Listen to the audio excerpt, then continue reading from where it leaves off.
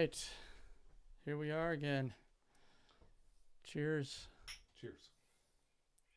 To ideas that resonate. Nice. Resonance Radio. I'm on a resonance radio. Oh, that's nice. That's good.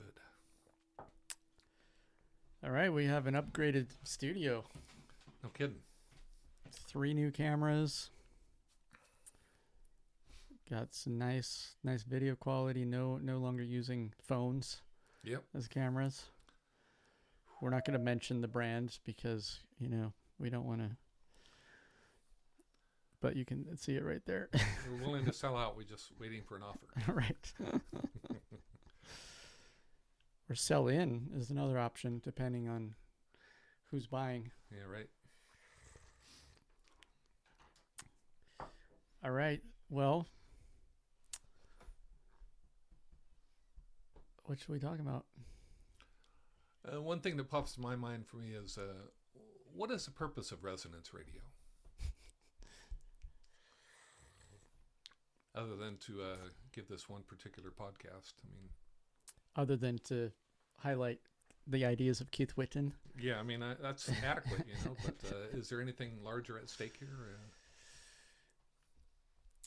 I mean, what's at stake is so big, it's a miracle that we're doing anything at all. Really.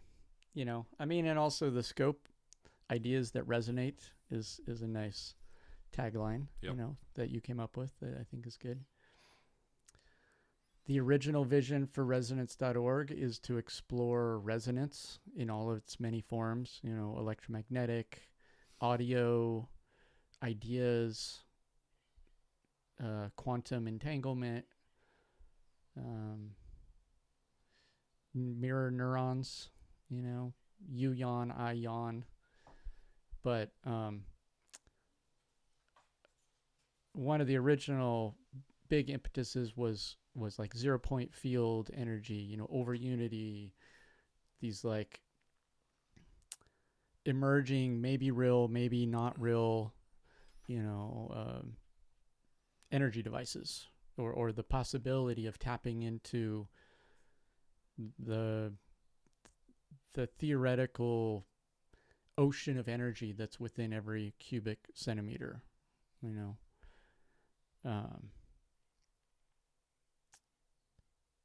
Yeah. I guess I was thinking more in terms of like a spiritual bent. Like all of those things are the outward forms that you could then take as metaphor, and that actually gets into what I wanted to talk about when I was riding my bike home for breakfast. Is we were talking about Bitcoin. Yep. And how, looking back, I was wondering, I've been aware of Bitcoin since, way, super long time ago when it was worthless. And I was studying money and how alternative ways of doing money and ways of doing money that encourage community and connection. Whereas it seems like our dominant, government monies, fiat monies encourage competition and division and separation. And then Bitcoin came along and it was like, oh, I got it on like a technical level. It was like, oh yeah, that makes sense. Wow, impressive. That's amazing. And I acquired some as like an experiment, as a curiosity, But what I didn't get was what's now becoming like the big thing about Bitcoin is this amazing investment asset. This limited asset that can't be inflated is actually being discovered by like finance people, business people, as being this incredibly valuable thing for investment. And suddenly the price of it is going through the roof. And if I had gotten that back then, like, wow, could be rich right now. So why didn't I? Why did I get it theoretically, but not get it on like the level of like, it's for me. I want to acquire this and get it and get a piece of it. And to me, that's a metaphor. So like the Bitcoin is an interesting metaphor for that type of commitment of like taking the leap of really stepping into like a serious spiritual practice. Yep. And like we were talking about that yeah. on the spiritual domain.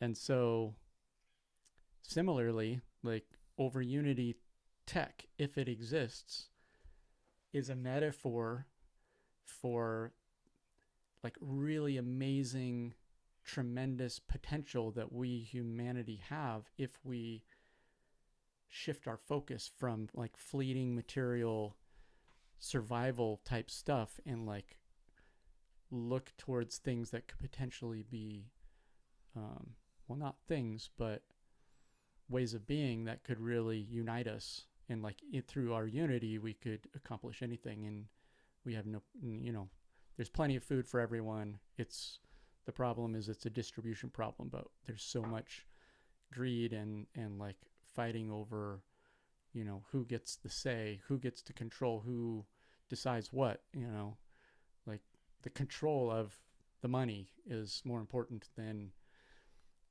abundance for everyone, that kind of stuff. So it's an interesting metaphor for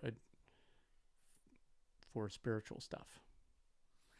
That's my long answer to your question. But what do you think? Well, like where does your mind go with resonance radio as a spiritual thing?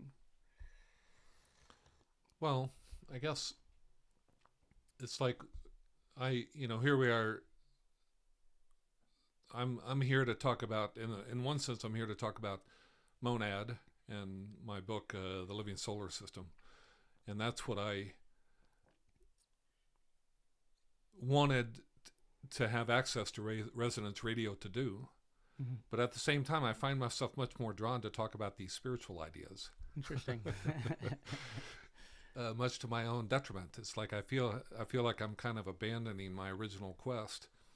But at the same time, that's what has heart for me. It's like that's where the path with heart is. That's where I find myself going, and so and they're related, of course. It's like this is the thing that monad is like that picture of the illustration of the energy field with the assemblage point. Looks very much like the great body figure on monad.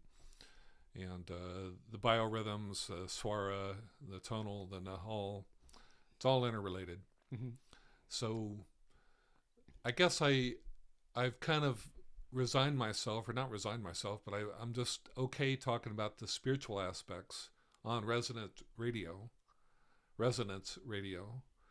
with the idea that those ideas that resonate, right? We got to hit the bell every time we say that. those ideas that resonate will attract people. It's like you hear this resonation and you go, what is that? And people want to come there and they'll listen to the ideas. You can't force the ideas on people. They are going to be attracted to these ideas or not. And if they are, they'll delve deeper and they'll find monad and they'll find the living solar system and the ideas related to that. And that's how you do it, I guess. To just insist upon talking about just specific ideas related to monad is not appropriate, I guess, is what I've kind of discovered. Well, I mean, I guess where my mind goes is it parallels the journey that we've taken in the development of the app, which is, in the beginning, we've been focusing on the time dial and the planets and the clock mechanism of it, so to speak, like the mechanical, like this thing that, shows time in a particular way, shows a calendar, a scheduler, all these things, and have kind of, but is it an astrology app? No. Is it an astronomy app? Well, we could make an astronomy app for kids, or we could make an astrology app, but it's not really either of those things. Like, okay, well, why does it exist? Why does monad exist? And as we, reflected on that, it became obvious that the reason monad exists is because of these deeper spiritual perspective that you have and belief system that you have, and therefore it's completely appropriate to actually start there and be talking about that, because that's really why the app even exists. And the app is maybe even just an assistant for comprehending the deeper spiritual ideas. The app is a particle, and the bigger ideas are the wave that gives rise to the particle. Yeah, right. Yeah. So, I mean, to me, it makes sense. And plus, yeah, I mean, I guess if it was monad radio, maybe it would make sense to just talk just about monad. Well, I mean, I guess I could, when I'm talking, I could be talking just about monad. Yeah. But at the same time, it's just, it doesn't seem, it's like I like talking about monad within the context of the ideas. That's where it seems to be most significant. Mm-hmm. Yeah. Yeah, which I think shows how monad is an assistant. It's a visualizer of ideas, but the ideas are the main thing. Yeah. The app isn't the main thing. It's the ideas that it's kind of visualizing. Or which is not to say that the app is not necessary or useful. It is, as a visualizer, it's a picture tells 1,000 words. A picture tells 1,000,000 words in this case. Yeah, maybe 1 billion. Yeah. Yeah. But at the same time, people who look at it and don't have the philosophy framework or the ideas there, it can be mystifying. They don't see it. Yeah, they can't see it. It's so there's an interesting paradox there, where that's why to me it's an assistant, or it's a like, yeah, it still needs the narrative or the guidance, and even there, someone can listen to that and it just kind of goes in one ear and out the other, and and for one person and another person, and that's where maybe, I don't know, meaning and relevance and significance in our conditioning as to what's significant, what's not significant, comes into play. Mm-hmm. Not everything is significant in the same way to everyone. Yeah, people have a certain bandwidth for ideas. Mm-hmm. And if you don't have an adequate bandwidth, you're not going to be able to see the big picture in a certain sense. Yeah. Well, I said what I needed to say. Well, this was good. Thanks. Cheers. Cheers. What else can we talk about? It's got to be something. Oh, you were. You said you had some ideas that you wanted to talk about. It was just that. Was it? Okay. Well, I mean, maybe we can probe into it a little bit. Let's see. I'm slightly more on the left. Where are you at? Yeah, I'd say left. So, just taking that into account, we might be less like having a bunch of logical things to say right now than at other times. Right. So what does that mean in terms of like feeling like what is this an opportunity or what is the invitation at this moment? Well, one is to open that window for sure.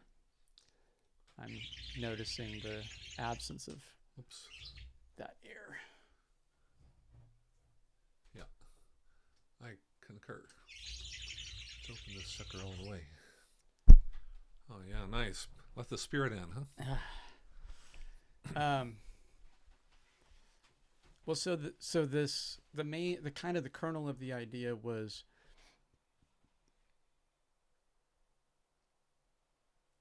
okay. So when I was over breakfast, I was telling you about the Bitcoin, what's going on. I'm studying it. I'm kind of exploring these rabbit holes.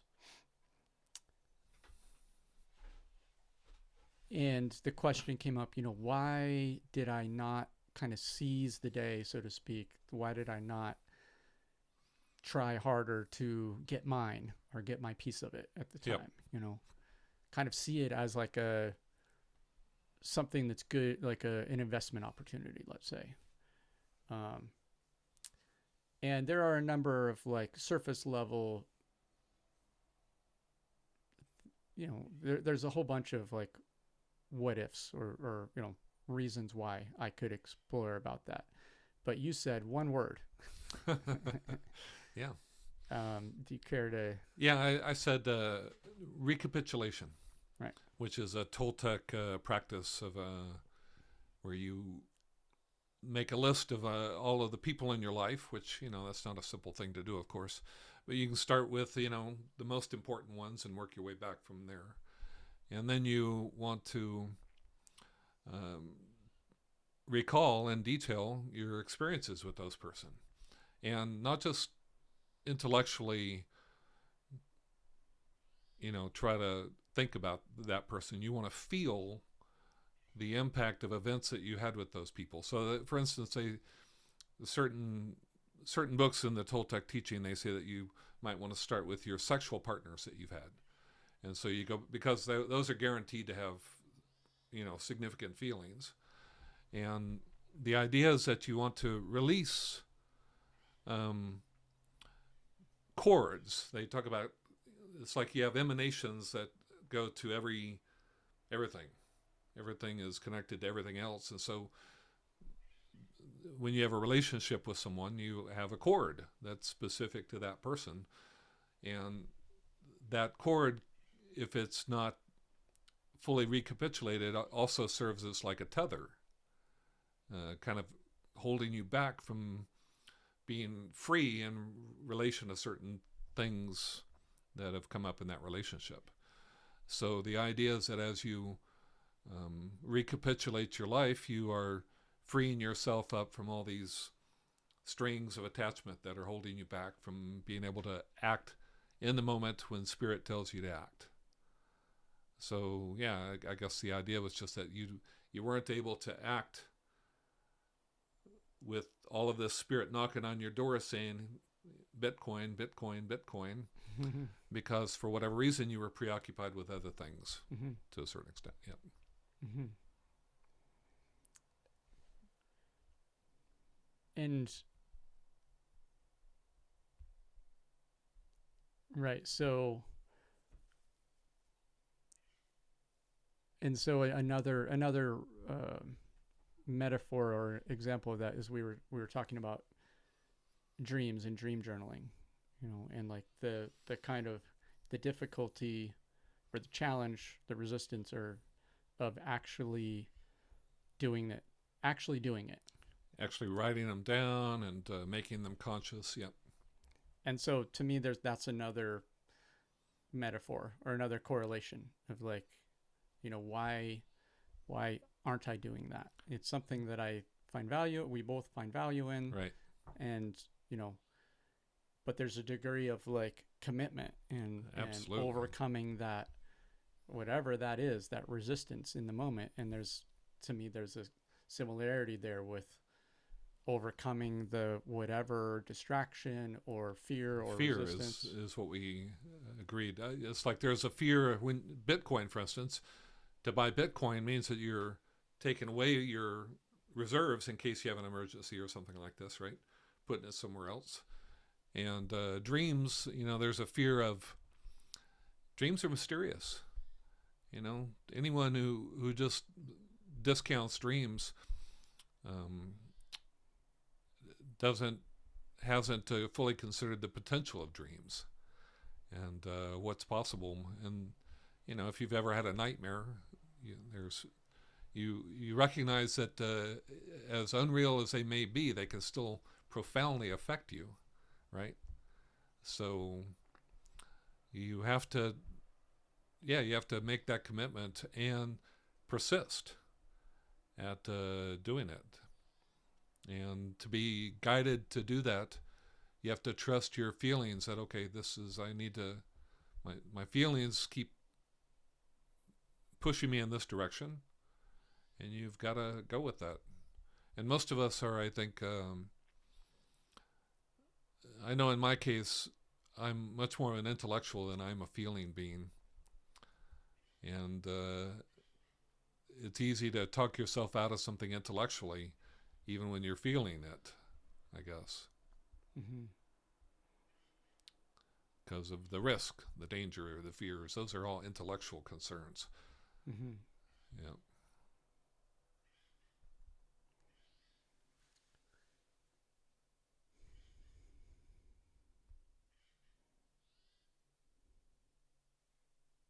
What do you feel about that?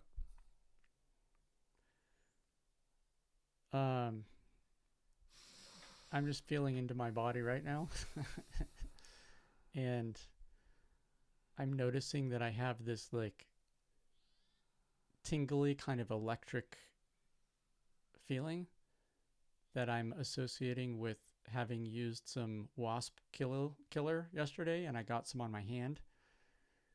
Interesting. And I'm noticing the feeling in my hand. It was my left hand. I got some on my left hand Yeah. because I sprayed it, and then I like touched it. Some dribbled on the ladder, and then I touched the ladder, and I was like, oh no.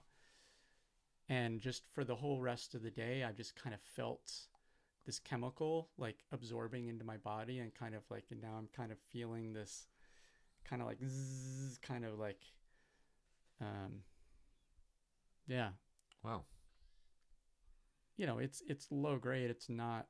I'm not feeling like endangered, Well, but it's similar to actually after I got stung by the scorpion in Guatemala. There was a sense of like the pain went away right away, but then there was just kind of like this, not quite tingly, but this kind of buzzing. Like I have more ringing in my ears.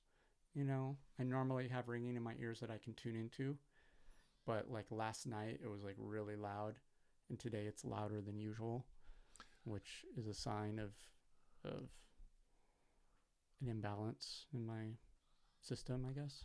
This brings up an interesting point, I think, which is what is a feeling, right? It's like, what is the organ in the body that feels, or maybe it's the whole body, right? Mm-hmm. It's like the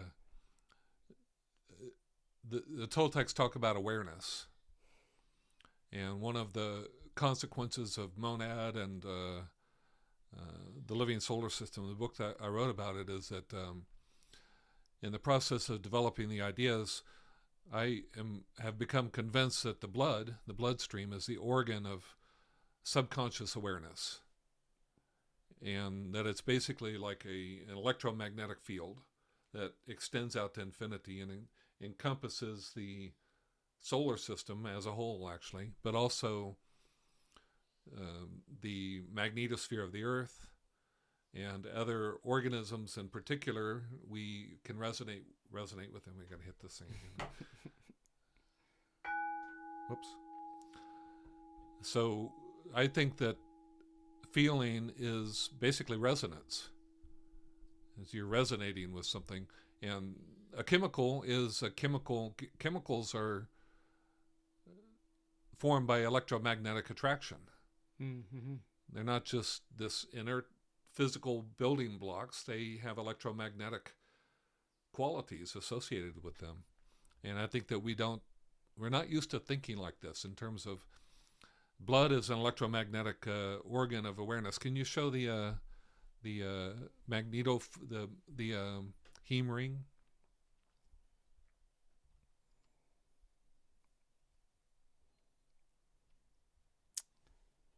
Let's see.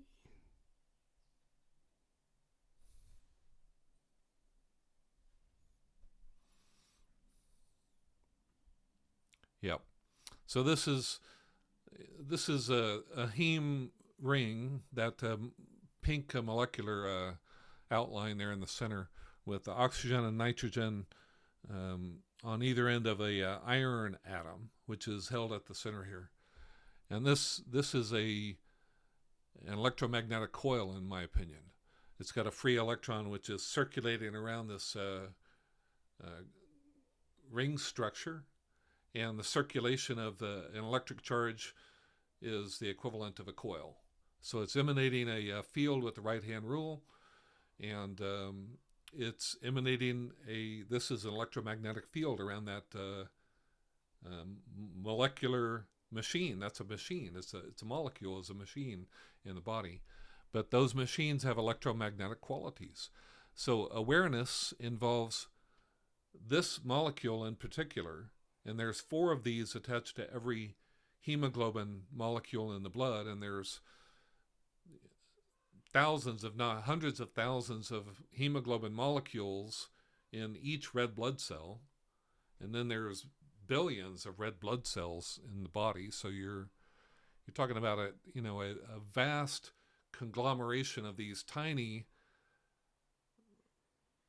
micro magnetic fields all arranged in a pattern which duplicates the pattern of the flow of plasma in the solar system.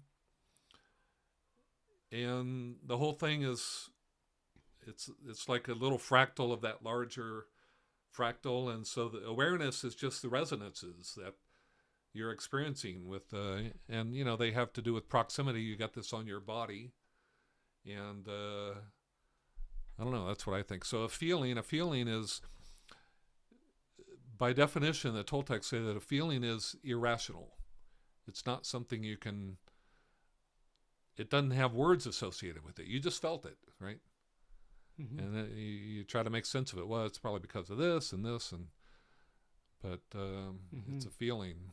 It's an electromagnetic awareness, and it can be of inside or outside your body, and it can extend all the way out to infinity. Mm-hmm. And to deny that is just to deny the fact that we're magical beings of the universe with capabilities beyond our current understanding, Mm-hmm.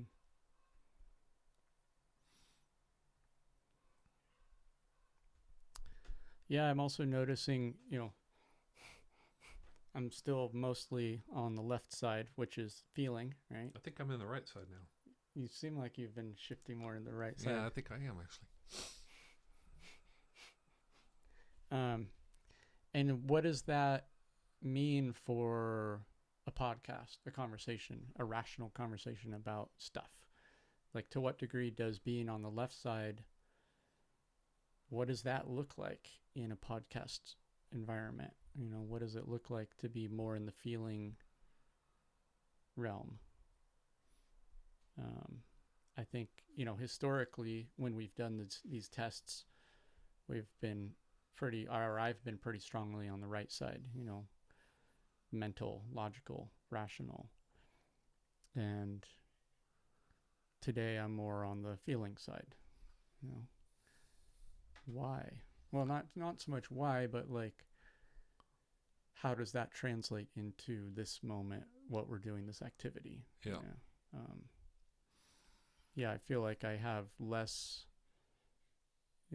interesting ideas to, or less, that connects to this and that brings up this. And more, I think I'm definitely feeling more in my body, and especially because there's this somewhat unpleasant thing going on, which reminds me of the idea of, like, when you're healthy, you have lots of problems. And when you're unhealthy, you've got only one problem. Yeah, right. And I'm not feeling like unhealthy per se on the holistic level, but having something going on that's a health kind of thing, it's always a reminder, a humbling reminder of, like having a headache or something like that. It's like everything else pales in comparison to that experience. Well, I mean, you obviously are chemically sensitive, right? Which a lot of people are not, because maybe they're not sensitive in general. A lot of people, I think, they're just kind of bulldozing through life and not interested in considering their feelings. But I think it's a lot more healthy to be aware of our dual nature, that we have a dual awareness inside of us. We have a Ida Pingala. Everyone does. The most masculine man has a female awareness inside of him. And the most feminine woman has a masculine awareness inside of her. And it alternates. And I think it's an advantage to be able to recognize where you're at. Mm-hmm. You know, to be able to do this, it's pretty easy to do. And then to recognize, I learned a lot of this from a book called Swara Yoga. And one of the quotes is, I'll paraphrase it, but it basically says that Swara Yoga is the act of recognizing what Swara you're in and responding either by, you can learn how to change your Swara from within, or you can just accept whatever Swara is there and find an appropriate activity based upon the Swara. So either one is okay to do. And there's various ways that you can change the Swara, like leaning on a stick on one thing, or laying down on one side or the other. Or, I think... And just to interrupt there, before you started saying this, I shifted to putting my weight on my right hand side and like putting pressure on my right arm as an experiment. Yeah. To test exactly that. Yeah. I bet it does. Still left, but we'll see. Yeah. And we're back. Resonance Radio.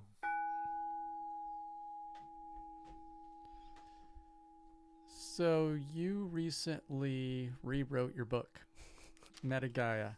Yeah, revised it, but it's a new book. It has a new ISBN number. Yep.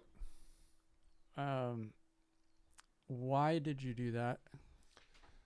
Well, let me see. I was actually at this podcast a few weeks back, and we were talking about Metagaia, and you kept pointing out that you basically said something to the effect, all you ever talk about is the living solar system. Did you ever think of just naming it that? Mm-hmm. And I realized that that was a better name, because meta is, for one thing, not everyone understands what that means. Or if they do understand it, they think of it in terms of the new Facebook or whatever. And Gaia has various associations with it, that some are negative and some are positive.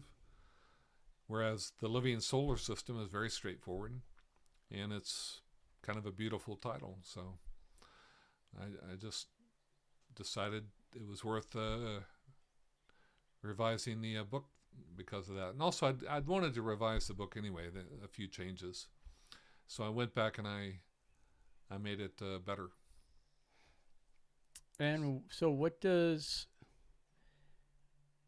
just focusing on the living solar system seems like it avoids having to reference Lovelock's Gaia hypothesis up front. Yep. in the beginning. So you can get straight to your thesis. Yeah. And I know we've talked about that thesis a bunch, but that, to me, it makes sense that just being able to just focus on that, it releases all of this clarification that you have to do up front. It's almost like Metagaia was a sequel to someone else's book, in a sense. Like having to talk about that other book and clarify up front, and just having it be the living solar system, you're now able to just focus on your thesis, your philosophy up front. And I know I haven't read it yet, but I'm reflecting on Simon Sinek, I think is his name. He's the guy that's Start With Why. Oh yeah. What is the why? Why the living solar system? What is the primary for you? Why that book? Why that title? Yeah. Well, why that title, but also why that book? Why write a book called The Living Solar System? Well, why that book is because I think it's very strange that our understanding of life, it's like, for most people, life is a very limited phenomena in the universe. It's like an anomaly. And it's like you hear people, is there life out there? Right? Where SETI is the search for intelligent life outside of basically the only life that most people know about is on planet Earth here. And we assume that there's no life anywhere else. We're looking for it. Maybe it's out there, but we haven't found it yet. And I just think that that is the wrong approach to understanding life. I have come to discover that life is that everything is alive. Everything is alive. And if it's not alive, it's because you're looking at it from the wrong scale. And when you see it in the proper perspective, that everything is alive, there's that quote by Albert, not Einstein, but Albert Schweitzer, that until man expands the circle of his compassion to include every living being, he will never find peace. Expands the circle of his compassion to include every living being. And it may seem trivial to think that it's not trivial to include the solar system as a living thing. And to expand your compassion out to the solar system means that everything within that is also, it's like just our whole attitude towards, like Elon Musk, we're going to Mars, we're going to re-terraform Mars, we're going to, just these sort of attitudes are inherent in our thinking. It's like everything is dead. How can we exploit this? It's wrong. Everything's alive. And when everything is alive, then you can have a relationship with things that are alive. You can have a relationship with the solar system, but only if you consider it to be alive. And I'm convinced that the solar system is it's the pattern for who we are. It's our outside half. In other words, it's a significant player in our own tiny little minds here on the heart planet.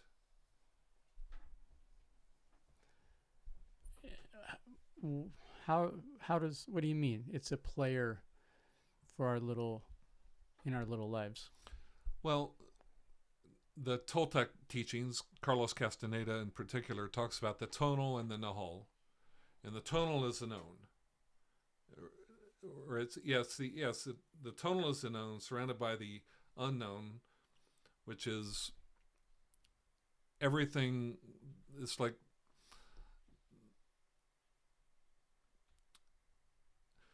the tonal is tiny compared to the unknown, which is vast. It extends out to infinity. And what was the question again? You said like the solar system shows up in our little lives or has a role to play or an influence or something to that effect. Yep. I think it extends out even beyond the solar system. We somehow, we're looking for life outside of us. We think of this solar system as, it's like we could imagine that life could be wiped out. And what would it look like if life on this planet were wiped out? Mm-hmm. Like it would still go on somewhere. No, it wouldn't go on anywhere. Because it's alive everywhere. And it's like the Nahal is the original source of awareness. The Nahal, the dreamer, is what they refer to as this being which is as large as a man and a woman, closely embraced. And awareness you have to be aware of something else before you can be aware of yourself, right? So you have awareness that works its way down into the tonal. The tonal is the everything. The Nahal is the nothing, the no thing. but it's everything outside of everything that we see around us. And it's also the source of it is the awareness that's within us. And it's vast, it's huge. It's everything. Well, it's the nothing that contains the everything. But you can't have everything without the nothing. They're complementary. They need each other. You can't have one without the other. They exist together, and the whole thing is alive. So I believe that there's a parallel evolution of life. This life that we have on the planet is the tonal, and the life that exists out to the universe is the nahal, in one sense of looking at it. Mm-hmm. So, but we wouldn't be alive on this planet without the life that exists all the way throughout the entire universe, which extends out to infinity and includes the unknowable and the unknown. It's the back and forth awareness, which is what we take for granted as being aware. It's this greater awareness. In my reading of just the first few chapters of the first Toltec teachings book, there's this emphasis on all of this is about is in being able to intentionally move your assemblage point. Yep. How does that relate to what you're talking about? Like, what is the assemblage point, and to what degree? I mean, so this relates to something I brought up last time, which is just even thinking about something going on in another part of the world, to me, is a very light version of shifting your assemblage point. You're shifting your focus. You're like putting yourself, imagining yourself in some other part of the world, but in a sense, imagining yourself there, or even just putting your attention there, like you're shifting your attention point. To me, there's some overlap with the definition or idea of assemblage point. Just thinking about some other point on the planet other than me, there's a shift of awareness, shift of focus. And to me, there's something similar, like thinking about the solar system as a whole is like a shift of scope. You're like, I even feel almost like when I do that, there's like my awareness goes, this little bubble goes from being around my body in this room to all the way out to the solar system, or bigger than the solar system, so I can kind of visualize it, on some level. Now, I'm not claiming that this is, to what degree this is or isn't, or fits into the Toltec idea of assemblage point, but in my mind, there's some kind of relationship there on like a, whatever abstract idea dimension. Is there, like, to what degree do you see there being a connection or relationship between looking at the solar system this way as a living being, or connection being one with the living universe? And how does that relate to your understanding of the assemblage point and the Toltec way of, knowledge of that? That's a beautiful question, Thomas. It is. Yeah, no, that's an inspiring question. And I think it is what you talked about, that the energetic being of the human body, that there may be some further energetic being of the solar system, right? And I'm convinced that there is, called the heliosphere, which is the sun's. The sun is releasing a cosmic wind, which has plasma that's flowing out creating this big bubble of awareness, basically, which all of the planets are within this bubble of awareness. And I was telling you that I made a mistake in our previous talk about I was describing the the the energetic body of a man has all these emanations passing through it, connected to everything basically. And there's 8 bands, which I think I referred to them last time as the bands of man, but they're not the bands of man.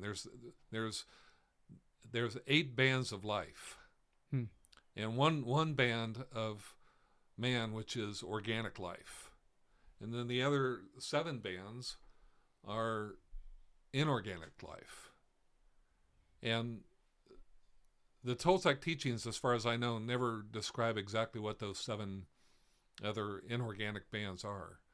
I personally have speculated that they are the chakras. It's like there's supposedly the sun and how many planets, depending upon what you call a planet, right? There's 10 of them. If you throw out Pluto, there's 9 of them. But if you somehow, I could see maybe we could just claim 8 of them. Maybe there's 8 bands, 8 planets. And then those inorganic beings would be interactions with the planets, because they don't have biological life on them. But that doesn't mean that they're part of the bands of life, just inorganic life. So I've wondered about that. Interesting. Yeah. Now, that brings up something you said, which is it's possible to move one's assemblage point into places that the mind can't grasp.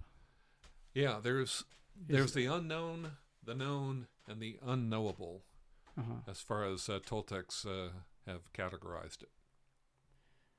And when you imagine that, so let's say imagine, this intentionally moving your assemblage point into the unknown, let's say. Like it was described as, the assemblage point is some point within this cocoon or this, energy bubble, let's say. It's actually described as behind the left shoulder. Okay. On the surface of the energy. Okay. It's like that. So back there where I can't really reach. Right. It's somewhere back behind you there. Okay. That's the ordinary fixation of the assemblage point. So would moving the assemblage point to, let's say, someplace that's unknown but knowable, would that be some other location within this bubble? Or would it? Yeah. Yeah. I mean, that's the idea that you have these emanations passing through it, that there is an emanation that goes to every thing in the universe. So this bubble is like a holographic whole. It's a holographic whole of the whole. Of the whole. Yeah. It's a hologram. It's a 3-dimensional or whatever, 5-dimensional, whatever. But the point being that it's, there's fractal scaling involved. Fractal scaling. Yeah. Yeah. That it's a much smaller scale, but holographically connected. So to me, the obvious question then becomes, okay, if we're like, in some ways that almost I could imagine it almost like in video games, you've got like, you're in the world, but then you have your little heads up map and you can kind of see where you are within a larger scope of the world by looking at the map. And there's like a little, assuming you can see the map. Well, in games where there is a representative map, Yeah. And then sometimes on the map, there's like areas where you haven't discovered yet. So that would be like the unknown, the knowable unknown, let's say. Yeah. Right. And so to me, this reminds me of that like the video game is a metaphor for what we're talking about. But even what we're talking about is itself kind of, I think, a model of the reality. Oh, yeah, absolutely. Right? Yeah. And it helps to have a model in the same way that it helps to have this little heads up map to explore the actual territory. But thinking about it this way, I then can't help but wonder, what does the heart point in the middle of the heart represent, or is that a knowable location, or is that an unknowable location? But where is the heart in the energy body? Right? It's like, the energy body,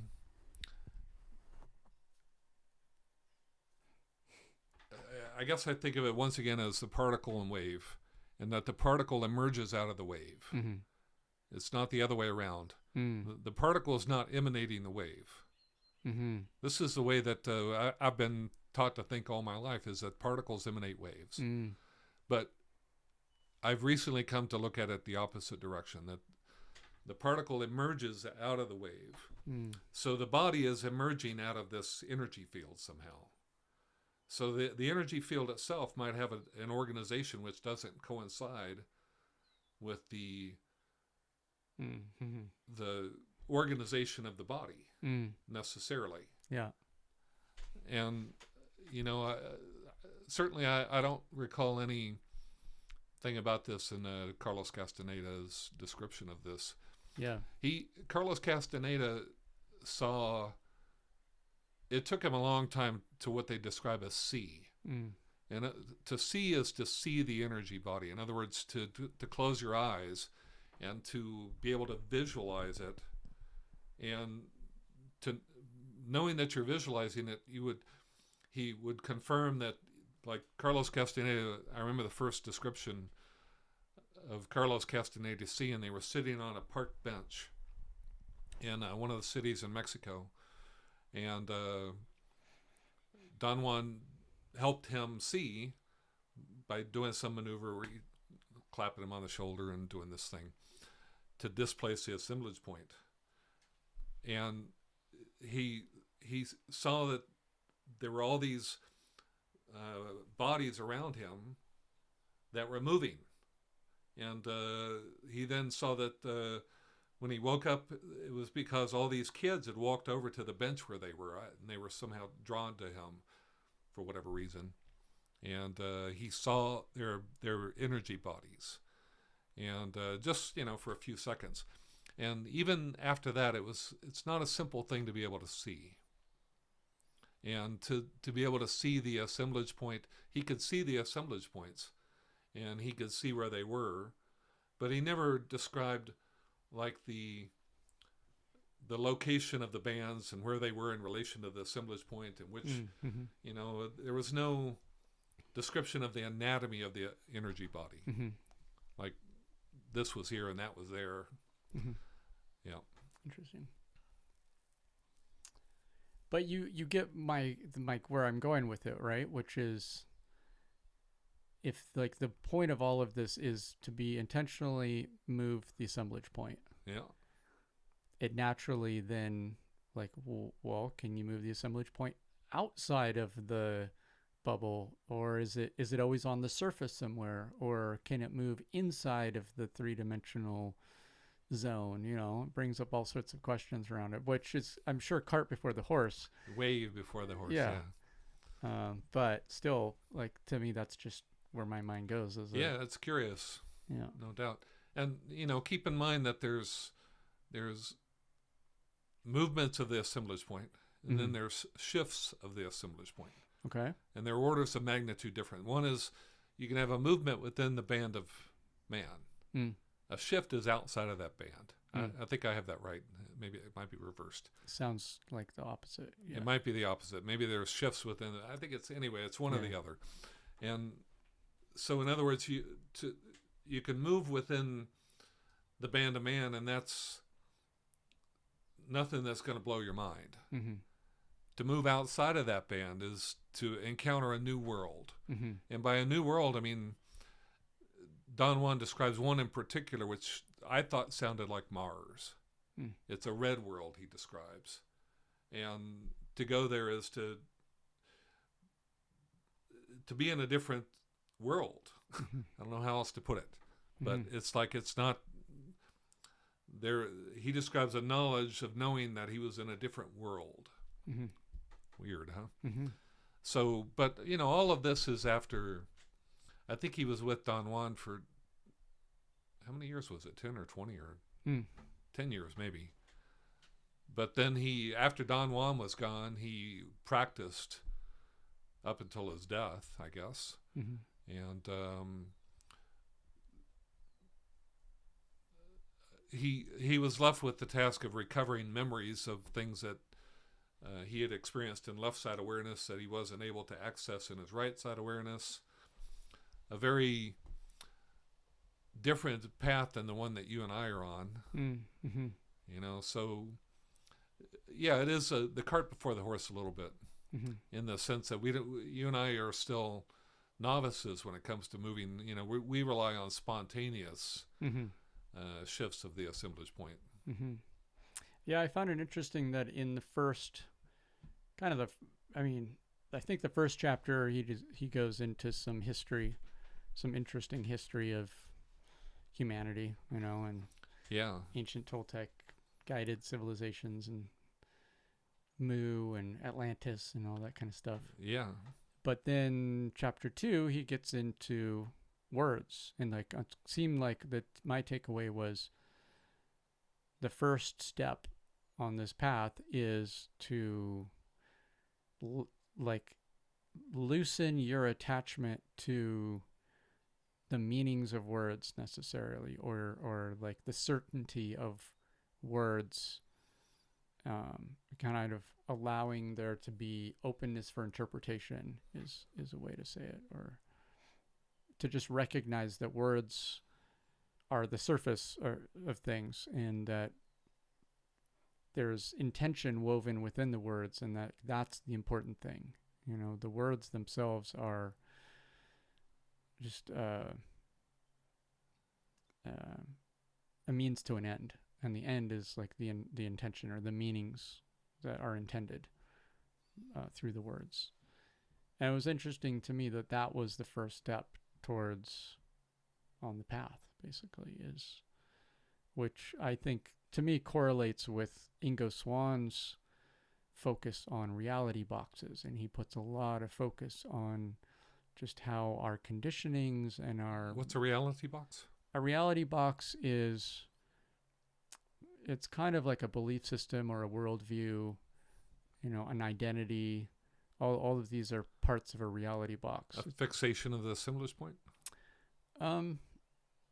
Maybe. It's a construct that we believe that we're in. Because, Carlos Castaneda talks about that words are how we fixate the assemblage point. Mm-hmm. It's like if you have an experience, Don Juan would give, in the first book, would give Carlos Castaneda hallucinogenic drugs to shake his assemblage point loose. And to bring him back, he would have Carlos Castaneda talk or write in his journal, right?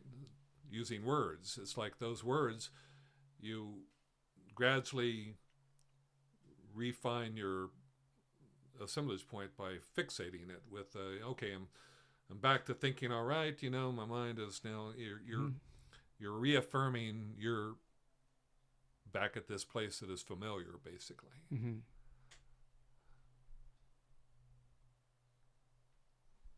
It's interesting, you know, crazy people, they don't make sense. Word salad, mm-hmm. right? Their assemblage point is displaced, and they can't communicate effectively anymore, mm-hmm. right?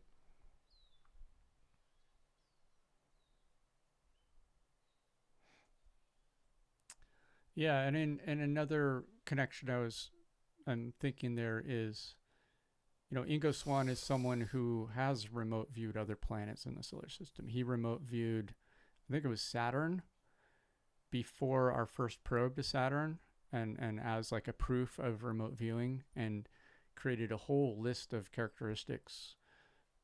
Maybe it was Jupiter, because he was talking about rings. Oh gosh, I can't remember which planet, but basically one of the planets that we didn't know. And he basically constructed a whole list of characteristics, some of which took several probes later to confirm. And to me, remote viewing of that caliber is certainly I mean, to me, I can't help but think that there's a form of moving of your assemblage point. Yeah, there's no other. So, but it's interesting to me that he, in his books, puts so much emphasis on reality boxes and all these conditioning and the ways we think and words. In his books, he goes to great length exploring how the meaning of words have changed over time. Like the word wisdom has a whole book about wisdom, the wisdom category, and that's the title of a book. Yeah, the wisdom category. Yeah, and his thesis is that the word wisdom comes from much more like precognitive foresight or like more of a psychic kind of meaning, and that it's been kind of dumbed down, and so he shows kind of like this history of how the word wisdom has been basically, it's just like kind of gnosis. Like he's basically saying that wisdom is much closer to like the way you've described gnosis, but that in common usage it's more of just kind of like a fancy word for knowledge or experience. Being real smart. Or like experience. And so this plays out in a lot of his books. He like goes to great lengths to show like how words have changed over time and like the importance of words and the importance of kind of breaking out of the holds, the control that words might have over how we perceive reality, how we perceive ourselves.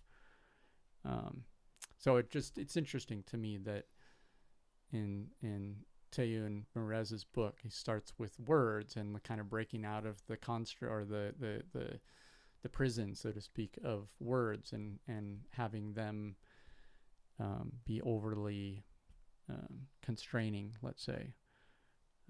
So interesting parallel between. And the assemblage point, I mean, that's a word, right? But, it's like if you don't have that word, you may still be able to displace your assemblage point. Mm. I mean, everyone can displace everyone's assemblage point gets displaced every time they go to sleep and have a dream. Mm. So, there's nothing special about being able to displace the assemblage point. What is special is being able to fixate your assemblage point at a displaced site and then remember that, to bring that back with you. And that's a product of, having a model. It's like being able to, first of all, believing that it's possible. Mm-hmm. And to believe that it's possible, you either have to experience that or be told that it's possible and be open to trying it yourself, right? So, words they can hold you back, but they can also allow you to move forward. Mm-hmm. Yeah. By creating a model, Mm-hmm. Right. And that is relevant to Ingo Swann's book, Psychic Literacy, like where he's saying like one of the challenges with this stuff is there's kind of unconscious biases against psychic stuff, and that just developing the literacy is necessary to be able to have the conversation about it, and being able to have the conversation about it is helpful in being able to remember or discover or develop the abilities and powers that we have. Yep. Yeah, that for some reason that triggered my my thought. We were talking earlier about dreams and writing them down, and that it's like I've been trying to get into my dreams more recently, and writing them down is not at all a straightforward proposition. Seems like it, you wake up, you write it down. But when you wake up, it's very easy to lose the dream. Mm-hmm. So you have to develop this entire technology of somehow staying in the dream, yet being aware that you just woke up from the dream. Mm. And it's like you somehow have to... Oh, yeah, that makes sense. So the writing is like a bridge between the worlds. Yeah, the writing is the bridge, but you got to first build the bridge in your mind or wherever you're having that dream. the connections, the threads. Yeah, those connections is like it's like you don't establish those connections without first trying to do that, and knowing that, okay, by writing down these words of the dream, describing the dream, I'm actually building a bridge between my waking body and my dreaming body. So that's another utility for words. I don't know if you could do that. I guess you could without words. But I know that if I don't write the dreams down, I don't remember them. Now, maybe some people remember their dreams naturally, but for whatever reason, I'm at the stage where it's useful for me to write them down. And I'm, like I said, it's not a simple thing. That actually is an interesting correlation with remote viewing too, because remote viewing is very much about words in that state, right? And like the needing to be in that in-between state, which is very much like being in between waking and dreaming. Yeah. But you're dealing with a displaced assemblage point, let's say, with remote viewing, you're like partially in the room with the pen or the person in the room who's asking questions and taking notes. Yeah. Like that's another way of doing it, is not yourself writing notes, but having someone else taking notes and asking questions. And that would be nice to have for the dreaming also, if you had some guy there when you woke right. up, you know. Yeah. Like, Tell me about you don't your open dream. your eyes, you know, you just kind of talk. Well, what about using a recorder on your phone? Well, that requires, you know, you have to move your body. You have to reach for the recorder. Yeah. You have to, know the buttons to push. What about just saying, "Hey Siri, record my dream"? I don't think that it's not a negative that you have to do this. I think that that's the value of doing it, is to make it so that you have that ability to bring those two together.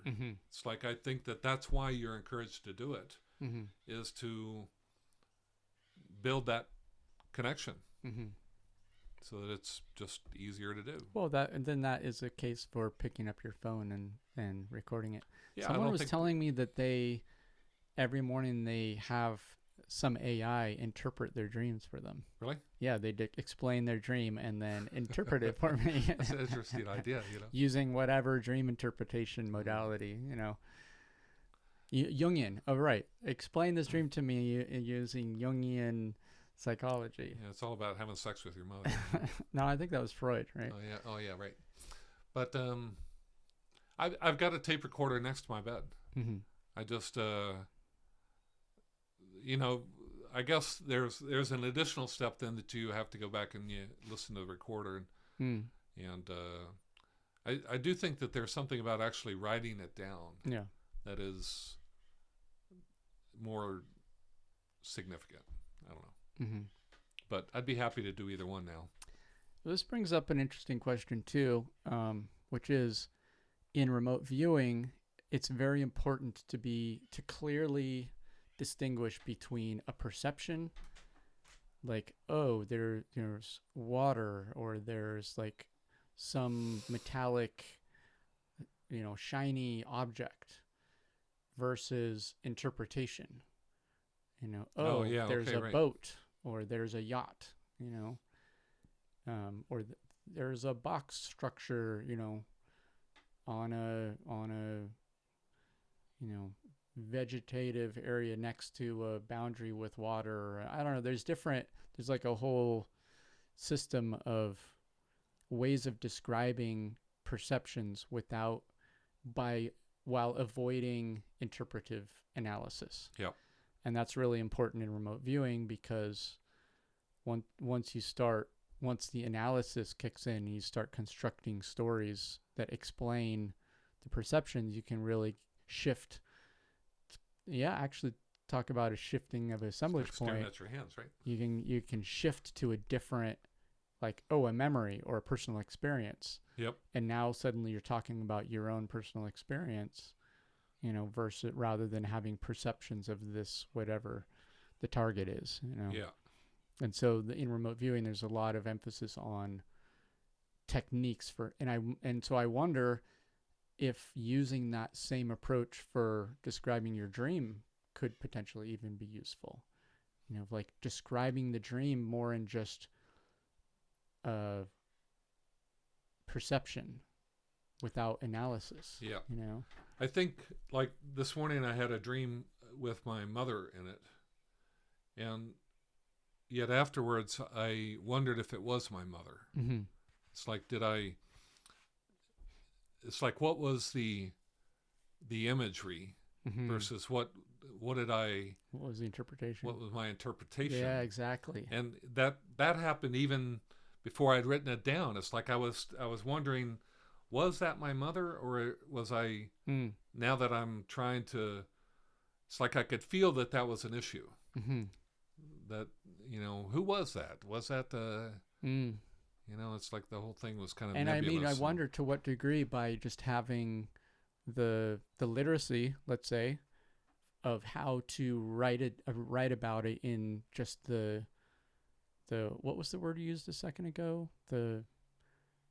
I used the word perception, but you said just I don't know, just to like write it without the interpretation. Yeah. Might help you stay in that place.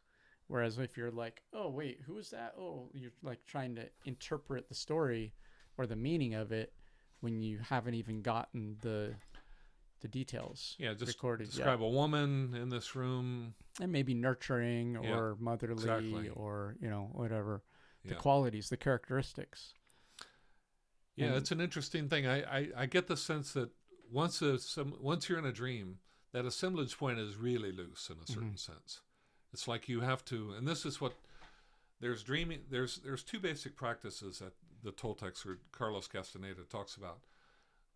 Dreaming is displacement of the assemblage point.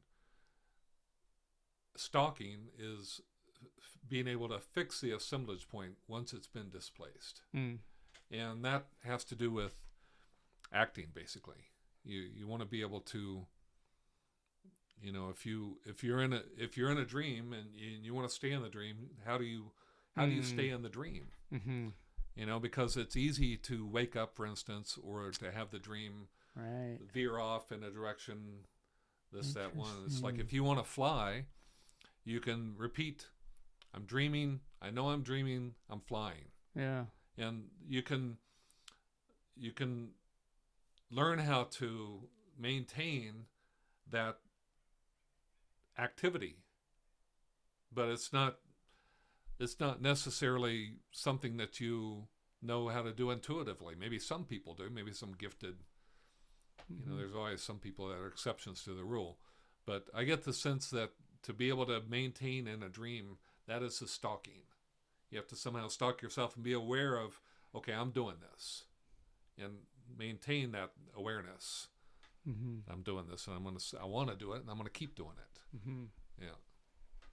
Yeah, it makes sense. I like that. Yeah, it's fascinating the use of the words hunting, stalking, in this context of the dream world, and stalking. I like that, stalking, because in a sense, stalking is also a way of like moving without like making a scene or making it, without disturbing scene. Or affecting or being seen even. Exactly.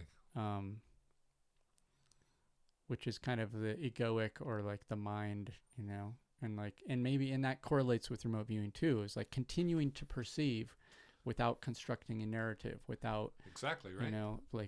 Getting stuck on one particular meaning of it, Yeah, I like this comparison with remote viewing. Remote viewing. Yeah, I mean, I think it's more than just, my sense is it's more than just, comparison or something. I mean, my sense is so far, moving of the assemblage point isn't just an imaginary thing. It's not just, well, and then this gets back into like, what is a dream? Yeah. Because like for a lot of, a pretty dominant story about what a dream is it's just imagination. It's just hallucination. But in the remote viewing, it's very real. Like the point of it is that you're actually exploring reality. Right. And I would surmise, I mean, my sense so far is that part of being a seer, what's like my sense of the term a seer, and the Toltec teachings have already used that word several times. Yep. Being a Toltec is being a seer. Being able to see. Is about basically like having the abilities of what remote viewers are developing is completely within the sphere of what being a Toltec seer is as well. Yeah, I agree. As well as in the symbolic subconscious dream reality as well. So what's interesting to me about the Toltec sphere is that it's much more than remote viewing. My sense of remote viewing is very much like pragmatic, like trying to use, psychic abilities to retrieve information about whatever places, people, and things and events. But what I really like, what I'm fascinated and drawn to and attracted to about the Toltec thing is it's very much about the dream world too, and all of the many facets and dimensions that can be. That's way beyond just using one's abilities to like get information, in like a 3D it's perspective. Like remote viewing has it seems like a very pragmatic goal. Yeah. Whereas the Toltec teachings have a very unpragmatic goal, which is ultimate freedom. Yep. And that to me, as much as it's fearful, is also orders of magnitude even more attractive. Yeah, exactly. That's what I want. I want to be able to, I want to be able to dream consciously. Yeah. And to be able to move my assemblage point consciously. Mm-hmm. That to me seems like if that's possible, why should I not have that? That means I can explore. Why don't you already, Keith? Yeah, Jeez. If that meant, for instance, that I could explore Mars. Yeah. Or Jupiter. Well, I'm on that, man. That's what I'd be very happy to have that ability. You can. Right. Who wouldn't want that? I don't know. Are people so content with this? So this brings up a question, which is, something I really appreciate about the remote viewing domain is it's very practical. It's like, okay, we could, right now on the podcast, we could do a remote viewing session. Yeah. Right? Sure. And maybe that'd be fun to do. Okay. We could just do it right now. I don't know. Do we have to ask permission? Let's do it. What do you say? All right. So, this is fun, but I want to finish my thought first, which is one thing I like, and I'm just kind of surprising myself with it, the suggestion that we actually do. I had no intention of doing that before, but in response to what you were saying is like something I like about it is it's very pragmatic in the sense of just start doing it. And like the first couple of times I did it, I gave myself permission. I did it on my own. It was something that I was, kind of curious about for years. I had kind of read some websites and kind of maybe watched a few videos and then forgotten about it for years. And very similar correlation with Bitcoin too. Like, oh yeah, I get it. Oh, that's cool. And then forget about it. And then, years later, like, oh yeah, I'll buy some, forget about it. And then, where was I going with it? Right. So the first time I actually did it was I had gotten sick and I was on my couch for like a week, and I just started watching YouTube videos about remote viewing. For whatever reason, I was like, oh yeah, remote viewing. Since I'm just stuck on a couch anyway, like I'm going to let's just start watching YouTube videos about remote viewing. And I watched pretty much everything I could find during that period when I was sick about remote viewing. And by the time I was feeling better, I felt confident enough that I knew the landscape of it enough to do a session by myself. I knew kind of about this idea of it's important to just record perceptions and not get stuck on narratives. And you watch enough videos of, the former military remote viewers, they talk about the basics enough. Like you don't need the whole training to get the basics. Or so I thought. I was like, but I didn't know, you know. Well, yeah, some people have to go to art school to realize they can draw. Yeah. Right. So then I did it a couple times, and I meditated for an hour first, both times. Yeah. And I came out of a week of being sick, which was a very purifying, cleansing. And being sick also displaces the assemblage point Right. if you get sick enough, you know? Yeah, true. Yeah. So I think there was a priming that, and those first couple times I did it were the most powerful, like right on of any sessions I've ever done. Right. But it was significant in that they were hits in a sense, enough that I went from not knowing if this was real or not, you know, or if I could do it or not, or, you know, whatever, to like, oh yeah, this is real. And also just like, oh yeah, this is something you can get better at just by doing it. And it's very, I mean, at least my experience was, it was very, just having had both of the first times I did it be hits was very confirmational and encouraging to keep doing it. Even though the next few times I did it were just like all over the place. The fact that the first few times I did it there was so much confirmation in it was significant for me personally to and my sense of, you know, listening to people who teach it, like there are people that have done teaching programs and that kind of a thing, is their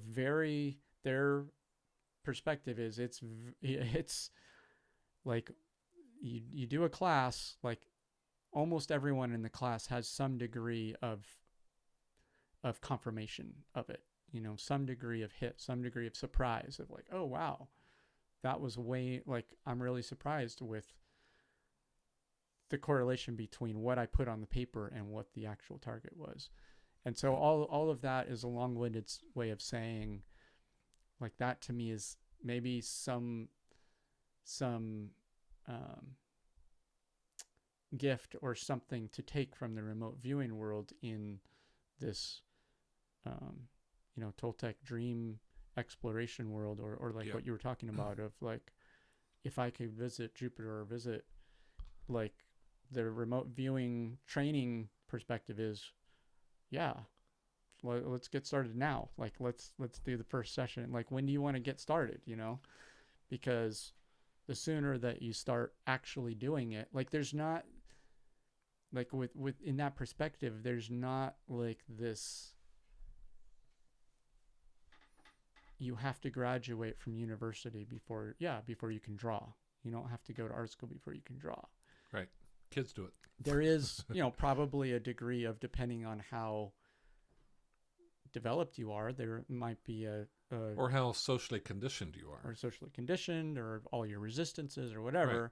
You might have to do it a lot, practice a lot more than someone else. Yeah, and you might need to read a lot just to address all the questions that socially conditioned is stuck in your head that are interfering with you being able to concentrate on it. Yeah. Right. Or you might have to practice meditating every day to kind of develop your mind, right. To be able to focus in that in-between, while being in that in-between place, instead of just going straight to sleep. This is where the model of the assemblage point would be a useful thing for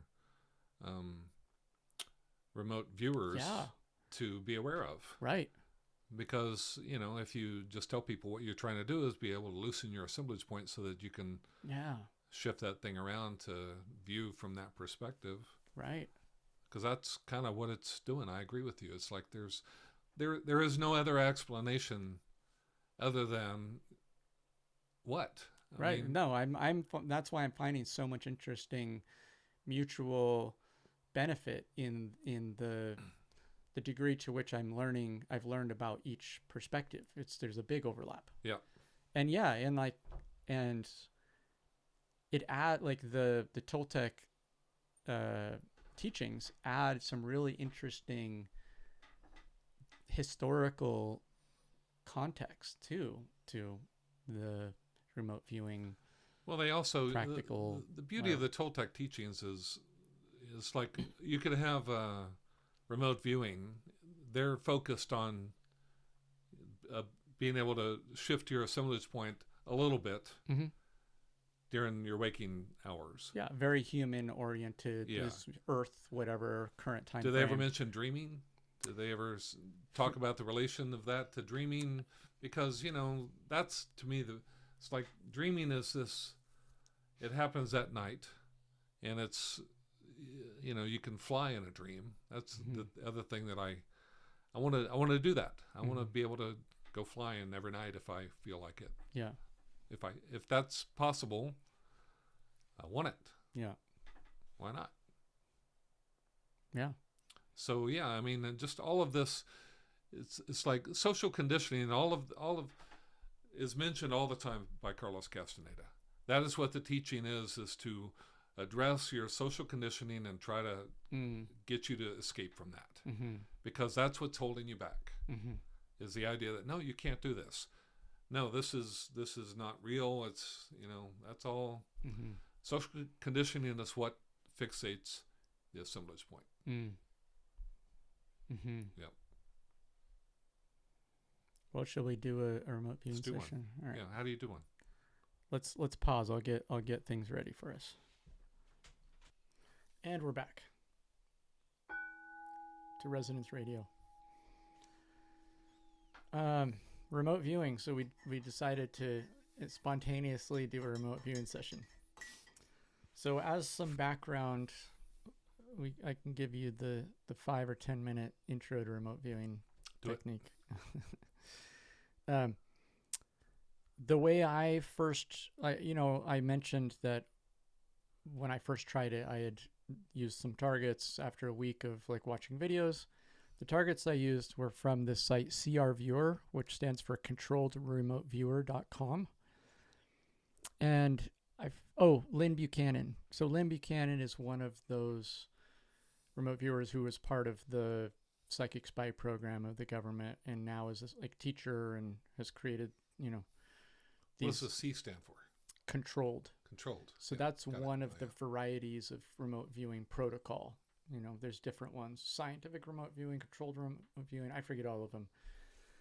But this website has, under the free resources section, it has a target of the week.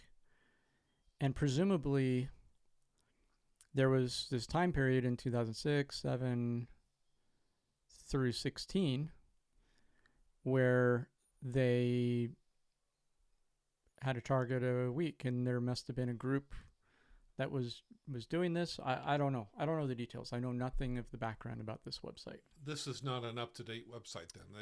Right. They didn't keep doing this. Right. Apparently. I mean, all I know is what's on the website. It only goes up to 2016. Huh. So about PSI, problem solutions, innovations.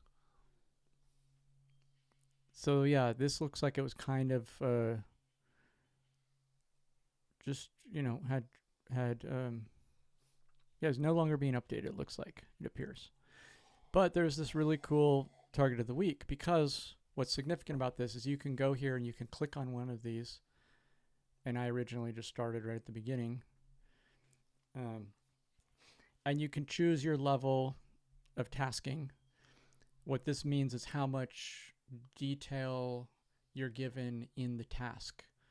And you imagine yourself in a remote viewing program, and you're one of, let's say, 10 remote viewers remote viewing a specific target or a task. So there's a project leader who's deciding what the targets are, and then they create a set of numbers that represent the different targets, and they give them to the remote viewers. And so your task is how much front loading of information. Wait a minute, they create a set of numbers? Yeah. So this target is uniquely identified by these numbers 060102. Just a random number. I mean, in this case, it's a date of the target that the target was created, but there's no meaning to those numbers, really. Okay, right. It's just a unique number amongst the set of targets that are available. June 1, 2002. Yeah. Or January 2nd, 2006. So it starts with the year. Oh, I so see. the year, month, day, the things order. Like how Europeans do it. Yeah. Or file, I do that way on if I have folders, so that they order in chronological order. But the point is just that all you get is a number. But here, depending on which level you do, you get different level of tasking. So if we choose basic, I mean, I hope the thing still works. Oh, it looks like, oh, there we go. Oh, so basic, you don't really get any extra information. And it's just the target is an activity at a location. Describe the activity and or the location. So then intermediate might be extra.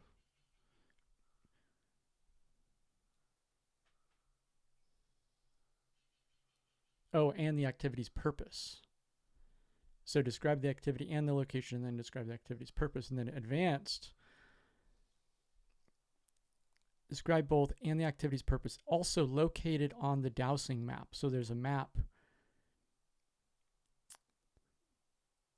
And sketch the location's layout. So this is like for an advanced remote viewer, they would have more detail and would be able to go into all this depth, whereas I've only ever done basic because I'm just like, personally, I have almost no conscious awareness that I'm even anywhere getting any hit whatsoever. I generally just start drawing.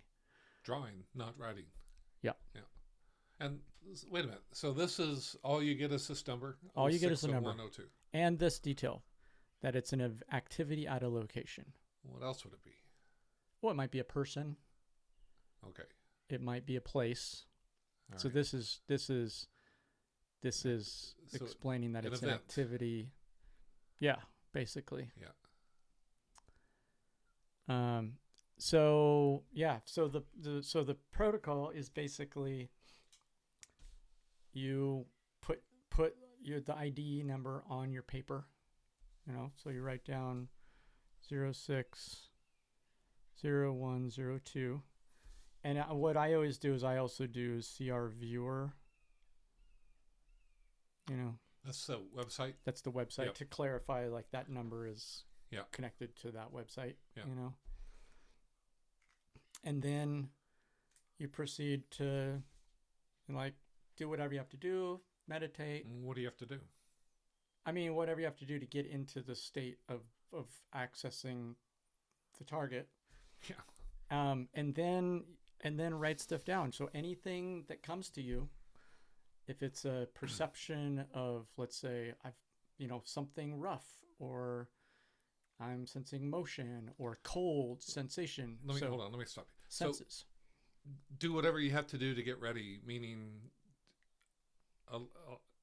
I meant like meditate, drop into a state, Basically prepare yourself to let your mind go, like in our say, to loosen the assembly point. Right. So that you can... Yep. Okay. Yeah, that's what I meant. For me, like the first few times I did it, I meditated for an hour. Yeah. But then I've done this in more of like a social setting, and there's none of that preparation. You're not going to meditate with other people. Right. I mean, you could. So the idea is that you're trying to just allow yourself the ability to free your mind to go. Yeah. Yeah. And I associate that with a more meditative trance-like state. The idea, the theory that comes up a lot is like we're in our waking mind, we're very much in like a certain brainwave state. I forget if it's alpha or whatever. But if you drop down closer to theta is more like semi-conscious, much very deep trance, but there's a state right above it. I forget if it's delta. I can't remember. But the idea is you're dropping into that deeper state where the like egoic, active, conscious mind is less kind of in control, and the subconscious, like symbols, a more dream, like closer to a dreamlike state or a meditative state. Do you close your eyes? Sometimes you can do whatever you feel like doing, So I mean, I'm thinking I would close my eyes and then wait for some image to show up. Yeah, image, sensation, like cold, hot,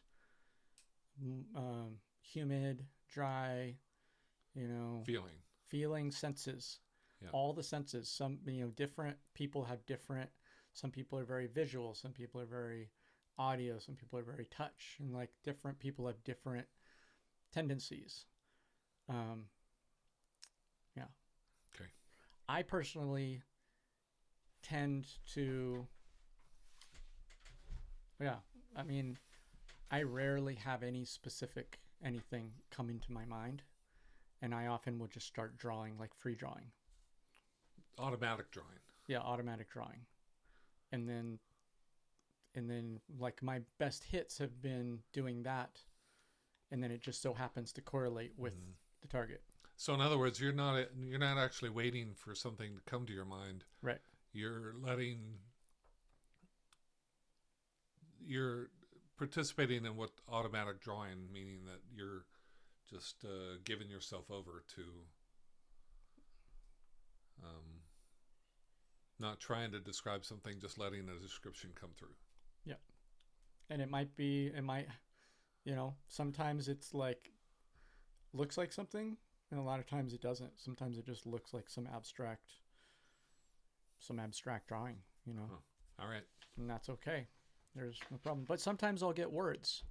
Words? Yeah. Sometimes there'll be a word, and so there's, it's good to like have different, like if it's a perception, but it's a word or an idea that you can describe in words, like write those down. So in other words, you clear your mind, and then the next thing that comes into it, or the next thing that happens, you just go with it. Yeah. And it's important to, like, anything that comes in, to record it. Yep. So you don't try to interpret it. Right. You just go with it. But if you do find yourself interpreting, one of the protocols is to have a box called, it's, the shorthand is AOL, analytical overlay.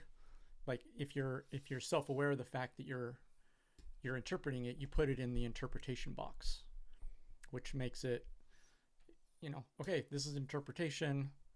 And then later when you post and analyze it, like, okay, these were perceptions, these were analyses. Or if you're handing this off, like in a remote viewing project, you'd be handing this off to someone else to analyze the whole, and they would know, oh, this is analytical, this is perception, So it's very much like what we were talking about, the dream. It's like you have yeah. Yep. All right. Yeah. Glad to hear it, man. This is expanding my my awareness of what is possible, or maybe possible.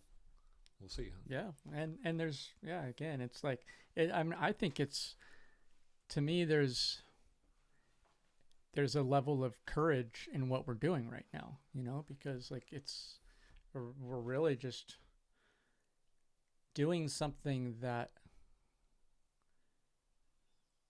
we're giving ourselves permission to do something that, the mind may or may want to put in certain boxes, and that's good. I know I've never felt compelled to do this before, but now that we brought it within the context of the dreaming and the Toltec stuff, it's like, why should this be part of the training, right? Right. It should at least be brought into it that, it is brought into it a little bit, but they never talk about remote viewing. But this is basically saying that if you can do it in your dreams, you should be able to do it in your real life also. What's the difference? Yeah, exactly. Yeah. Sweet. So, yeah. Here we go. Let's fucking do it. So wait a minute. Okay. Are we we're gonna do on this side, or I thought we were gonna do well, something? Yeah. So that's a good question. I was just thinking the same thing too. Yeah. So this is more background. So let's just say we drew some stuff. Okay. Okay. We're not going to actually do it. Let's say we drew some stuff. Once we're done and we feel complete, we both feel complete, then we go here and there's click here for feedback. Feedback. And so this is where you see what the target actually is. Oh, I see. Right. So this is this is training, because it helps to have, the result, to know whether you were on or off, or hit or miss, Right. And so this as far as a training material, or as a learning thing, it's very important to have the confirmation of what it was. Got it. Yeah. So then we click on this, and so this was the event at a place. I was thinking of this event in my head, and I thought of a river flowing. Oh, cool. Which I look at this and I see these, it's like... Oh, yeah, banks. Yeah, seriously. Motion, yeah, with a bank and a lot of, yeah. Yeah, and see, to me, that's valid. And like, if you were to describe that instead of a river, yeah, you might describe it as motion with static, or, you know, you could describe that in various ways that are like describing it without calling it a river. Yeah. Right? I can actually see in my mind's eye, it's like I saw this thing that went like this, you know. It's like I'm thinking, okay, a river. I didn't even know what I was, you know. It's like I didn't know that you were going to open up that one, but I was thinking, okay, this one. Yeah. So anyway, it's. I should have asked you for any impressions just for the fun of it. You know, that's the fun thing about this. I know it would have been better if I would have said river. Right. All right. So that's an example. So then, oh shoot! I just realized I haven't had this. We're not recording? We're recording, but I didn't have the view with the web page. So we'll just throw all this away from the podcast, all this visual. But basically what I was saying earlier is, you know, there's this website, crviewer.com, and there are these targets of the week. There's this free resources section, and there's the target of the week.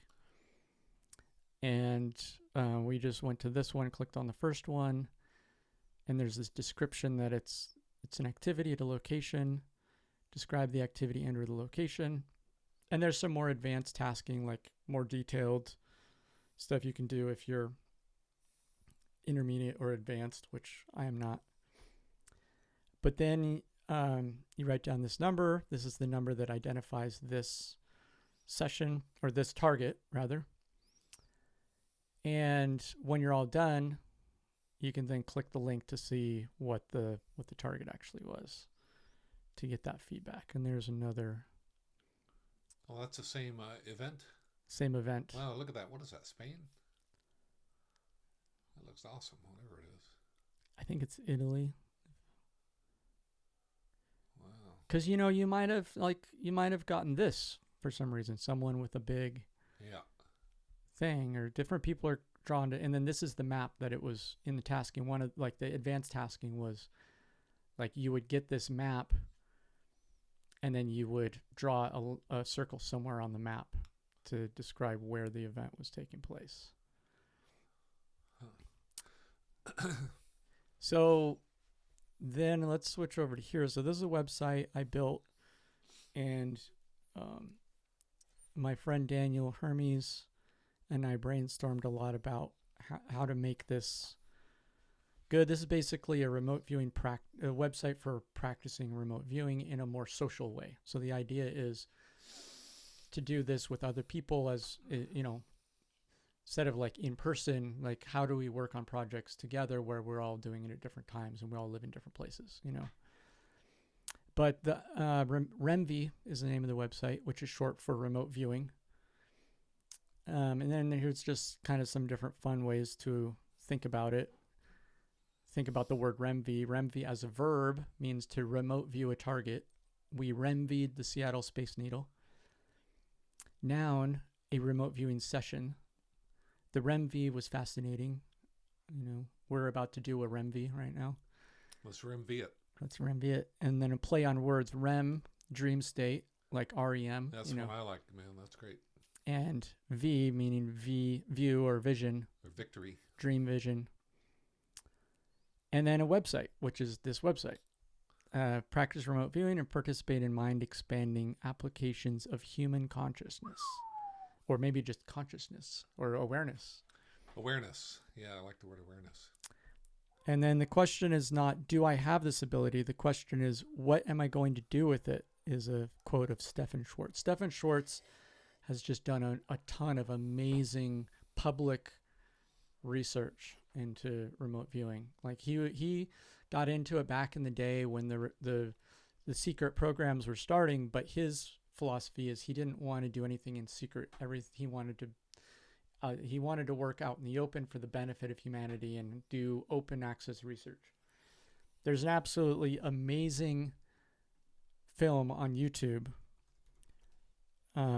called the Alexandria Project, where he got remote viewers to remote view like that map that we just saw where they drew a circle on it. He had like a circle of the lower area of the Nile where it flows into the Mediterranean, like Alexandria area, and had remote viewers like draw circles on that map to say like where there are like significant archaeological finds that haven't been found yet.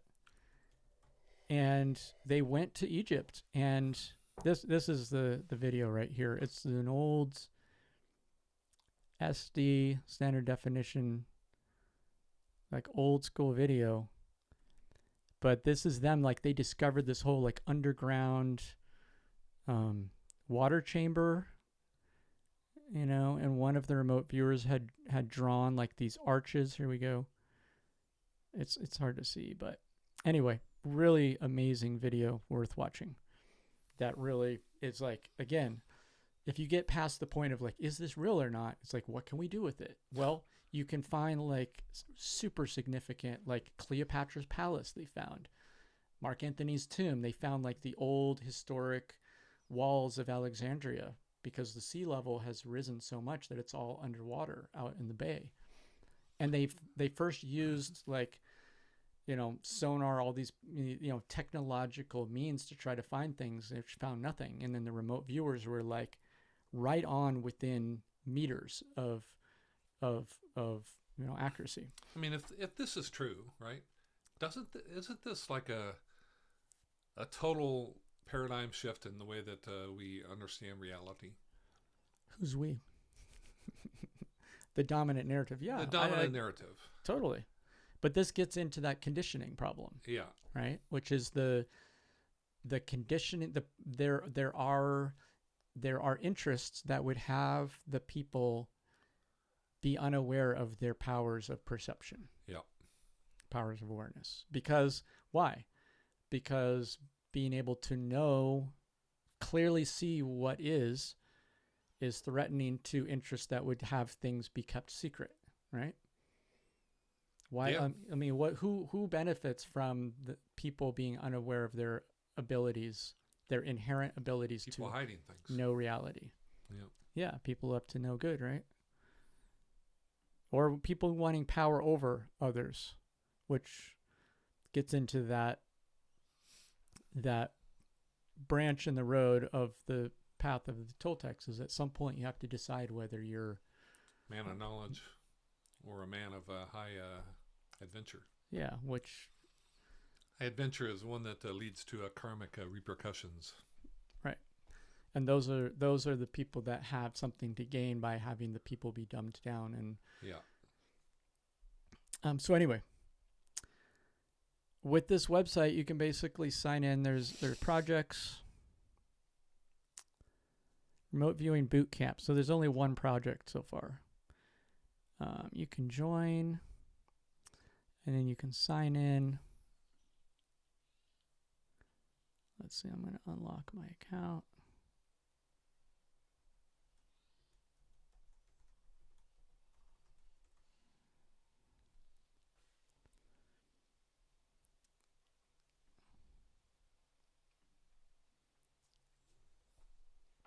Invalid login credentials. All right, well, let's try logging in with Google then.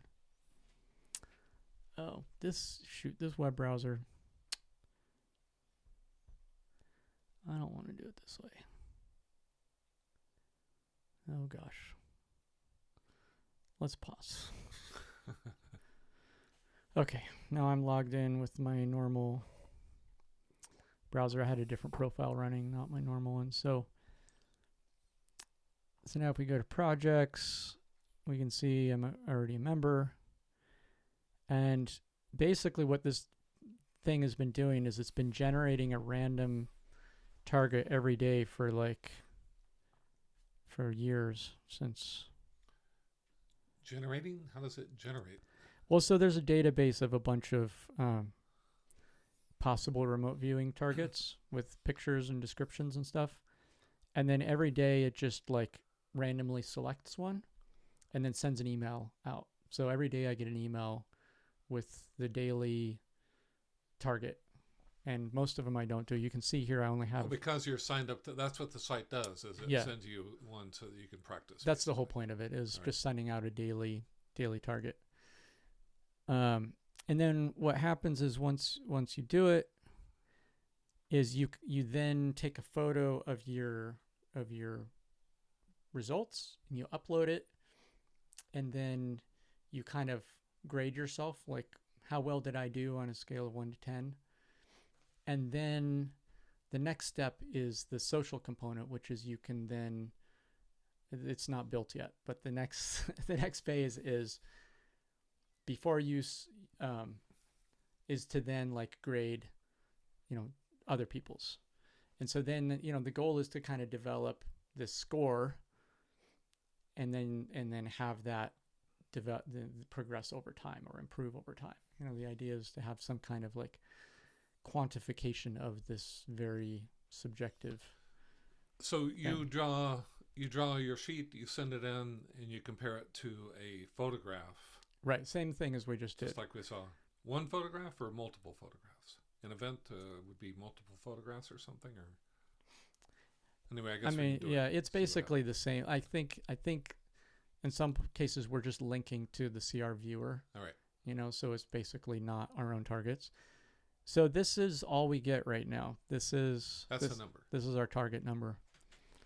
So Rimby, this is yours. Yeah. Target.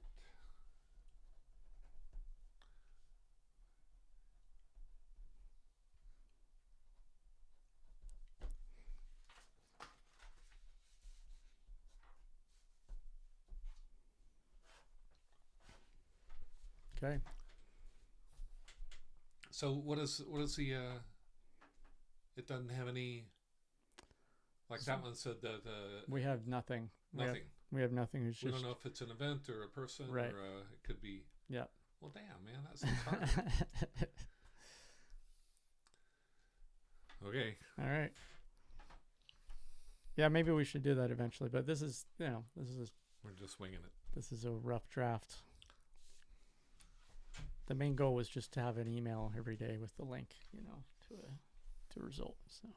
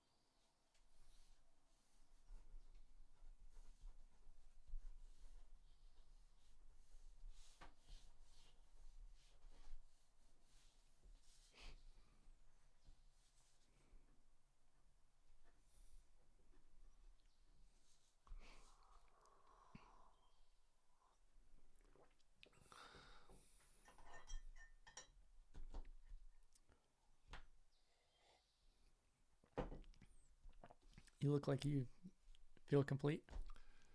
I mean, I got a flash right at the beginning, and I immediately just decided to go with that. Good. That's usually the most. Was that? I don't know. I didn't know what to do. Yeah. It's like I figured I could not trust that and try to bring in something else, or I could just figured out this is my first try and see what happens. Yeah, exactly. That's the first time is usually the best anyway. Yeah, I mean in the different protocols, there's kind of like ways to. At first, you do big picture. So first flash is really important to get that. And then it's like, okay, now there are different techniques for how to or different ways to mentally, okay, now we're going to do some different techniques. Are there different perspectives? Are there forward and backward in time? Is there elevation? Can we look at it from different angles? There's different ways to different senses. Now we start trying to use senses. Is there touch? Is there cold? It sounds like stalking. Yeah, exactly. It's like you dream the event, and then you want to be able to stalk it and fixate it and be able to look at it and sustain your attention on it. Precisely, yes. Yeah. Yeah, and remote viewing is all about sustaining of that and deepening. And in some cases, they'll come back an hour later, the next day, do 5 sessions that are on deeper and deeper levels, Okay, so this is expanding my model of how to approach this thing. Uh-huh. Yeah. Cool. Shall we look at the result? Yeah, let's check it out. Okay, so we have it. This was part of what my friend Daniel and I were debating is do we allow you to move on if why is my phone? Oh, my phone's dead. I guess this little pathetic little charger's not good enough to keep it charged up. Okay, well, I'm just going to fake it. I'm going to upload a Ben Franklin's daily routine. Okay, so now that I uploaded something, which should be my actual thing here. Well, let's not fake it. Let's see, what should I do?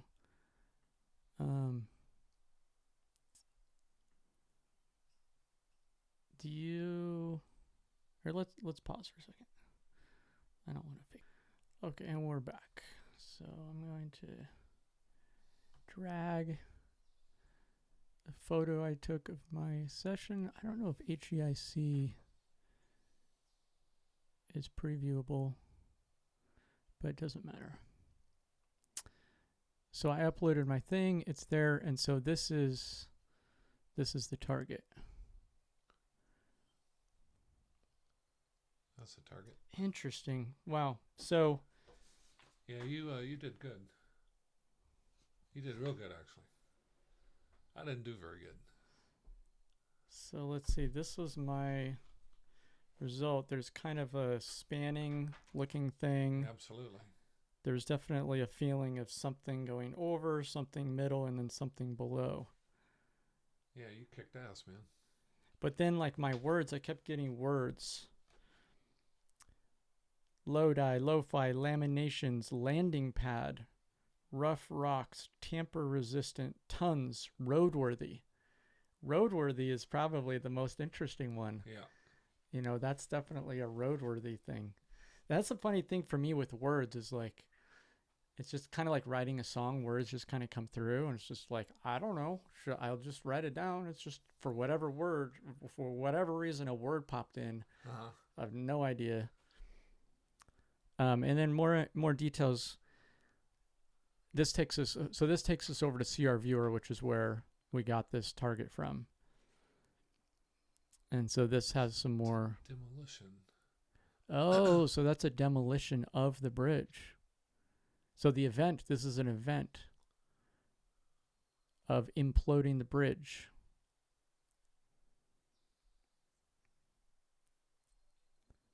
Interesting. So that would be, something about remote viewing is it's considered to be easier to remote view something that has a lot of an energy, a lot of inertial transition. Yeah. So like an explosion is going to be something that's easier to remote view than just some, or like a cathedral that has a lot of, has numinosity is the term, has a lot of like, especially like veneration or awe is easier to remote view than like some random boring warehouse in, some random part of town. So that was the target. So well, yours is exceptional. What did you get? I got this. All right, show it to the camera.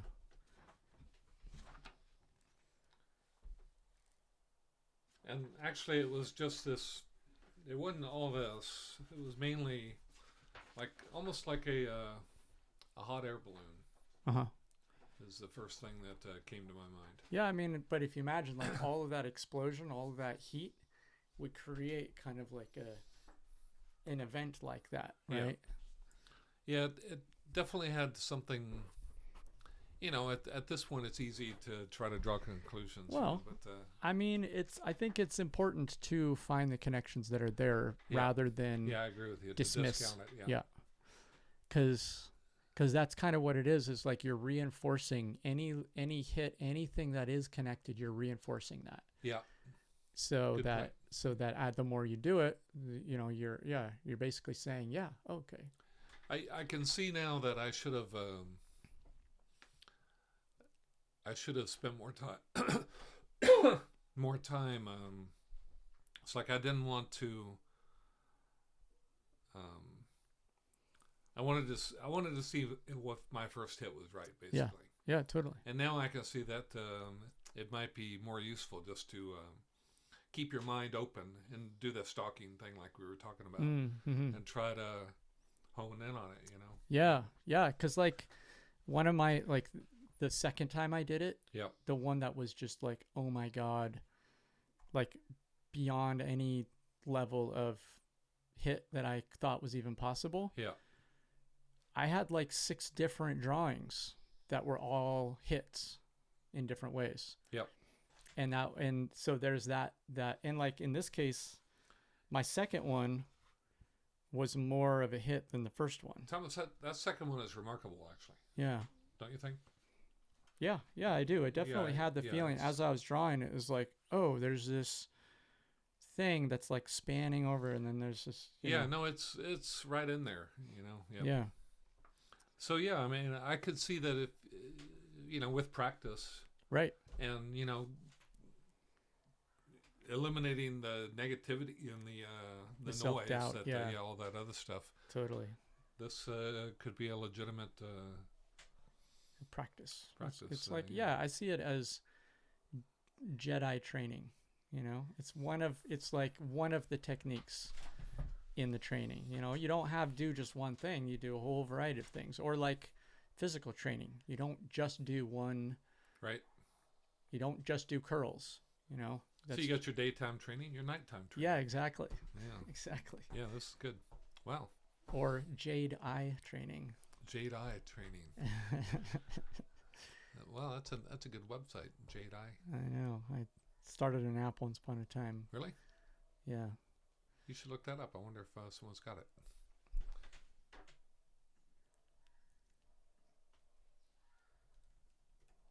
Oh, right. We'll do it right on the podcast. Oh, no, we're not.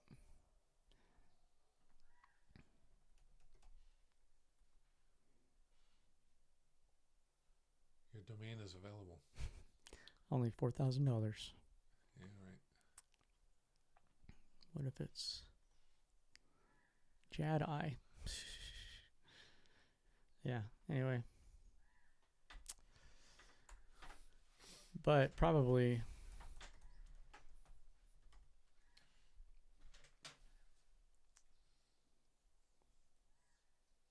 yeah. That's a lot though. Too long. Yeah. Well, so yeah, thanks for doing the Remvi. Yeah, no, that was enlightening. Well, I'm impressed. All right, so So remote viewing. How does this? Any thoughts? Any reflections on this in the context of Toltec or just what we were dream talking work? about? The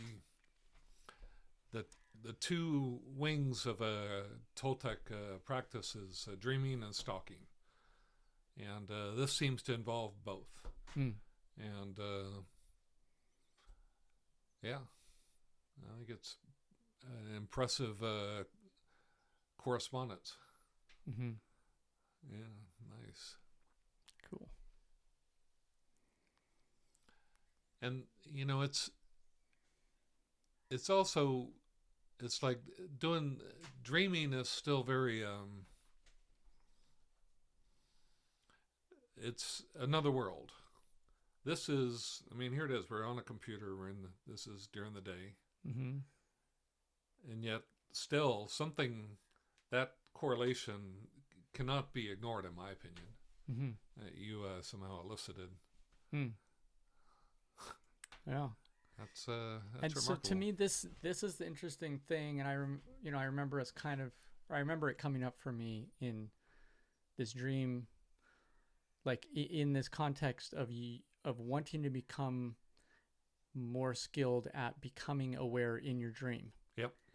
Right. And I remember thinking and recognizing the dream in your waking day. Right. It's like reciprocal. It's two sides of the same coin.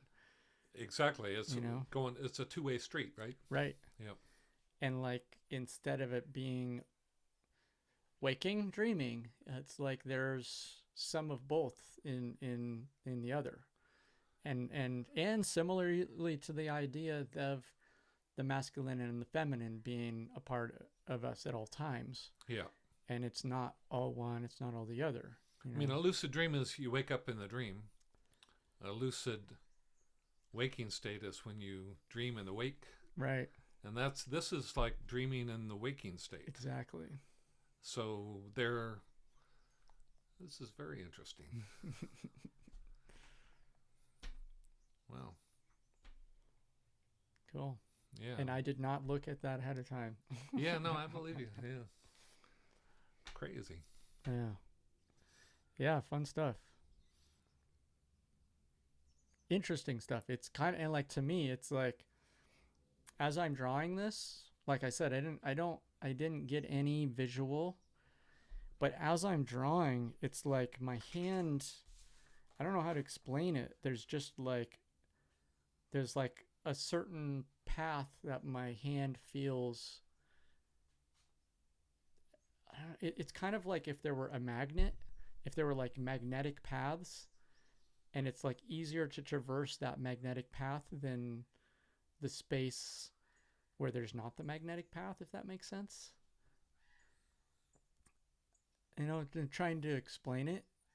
Or it's like if there was metal and there was a gap and then you were running a magnet over. That's how it feels? Yeah. To do it? Yeah, there's something there. It's not that distinct. It's much subtler than that. But it's subjectively, like as I'm moving my hand, it's like there are certain paths that are easier to traverse. It almost sounds like you're allowing your awareness to penetrate your hand. It's like I think of awareness as being in the head most of the time, right? Mm-hmm. But if your awareness, my model is that awareness is in the blood. Mm-hmm.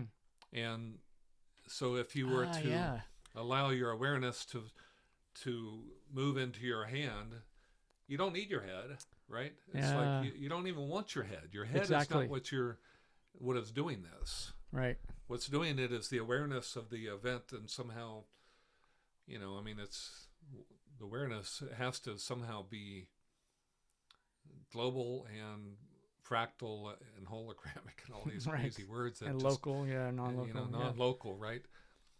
But somehow by letting it into your hand mm-hmm. and not allowing your head to operate your hand, then it's what you were saying about the magnetic. Mm-hmm. that kind of makes sense. And that has everything to do with the red blood cell, because like the red blood cell is magnetic, because you're talking about it, right? Yes, exactly right. And that is like the field of consciousness or whatever in the blood. Like you saying like the consciousness is in the blood. That makes sense to feel it as like I'm getting chills, a man. magnetic this sounds field. Like an interesting model to consider, right? Right. Yeah. And I've had the experience sometimes when I've been more on. Mm-hmm. I have the feeling in my body of kind of like a more weightiness, kind of like being more, I don't know, like being on is ironically being heavier or more grounded. Maybe grounded. Maybe because I'm so used to being like whatever, airy or vata or whatever. And like for me, being on is like more heavy is my experience of it. Yeah. But that would make sense if there's like more consciousness, more awareness in my blood, in activating all these out of your head, yeah, and into your just your awareness as a whole. Like your body's the instrument. Yep. But it's the instrument of the awareness, and not your brain. Right. Because you've got thinking. It's like what they say about the dream body or the path with heart is that. You have access to irrational knowledge. Mm-hmm. In other words, this is your rational knowledge. Your irrational knowledge is whatever resonance or feelings that you're getting through the electromagnetic blood awareness. Well, I think we're onto something here. This is crazy. Yeah, the electromagnetic blood awareness. Yeah. Yep. Right, and that's resonating with the target or the reality, whatever, the remote, the non-local part of reality. That's your, in some ways you have to like, maybe one way of thinking about it is your field has to expand, and to do that requires, part of it is like a stronger field of consciousness. It takes effort to like expand or to like bilocate or whatever, whatever terms you want to use to describe it, but to like be there and here at the same time, there's some quantum, What's mind-boggling to me is this image was photographed when? I mean, when did this event happen?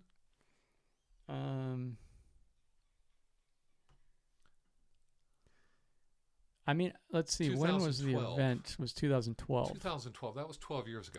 And then the target was 2011. Wait, what? No, the bridge was imploded. I know, but the target is 110302. What does that mean, the target? I mean, on CR Viewer, I thought the first two numbers were the year. But if this event happened on 12, then that doesn't make sense. I mean, unless they updated this number. Yeah. To be something different than it originally was, which is strange. Well, that, I don't know. I mean, but assuming that event, whenever that event was, my point is that it's like what I don't think that your awareness was aware of that image of the computer. I think that it was aware of that event. Yeah.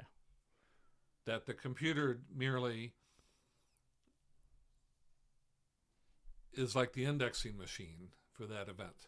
But then your event would have I mean, maybe it is, what would it be? Maybe it is the awareness of I mean, who posted these?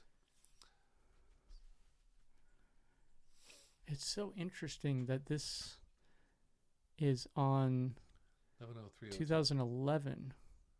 Target of the week. Yeah, that's a year before. There's some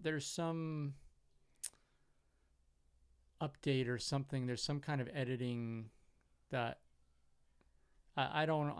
this gets into an interesting thing about this website. Like why would a 2011? There was a date, right? 1929. Why would a target that supposedly was shared onto those 11. Yeah, that's impossible. So this gets into maybe the targets were recycled or updated or something. Maybe they got rid of, I would imagine maybe there was some problem with that target that they didn't want to have publicly be available or something. Who knows? It's interesting to speculate. We could remote view it. Why? But anyway, you were saying. Well, so. I'm just. I guess I'm trying to boggle the possibility that this. What did your awareness actually? What was the awareness of?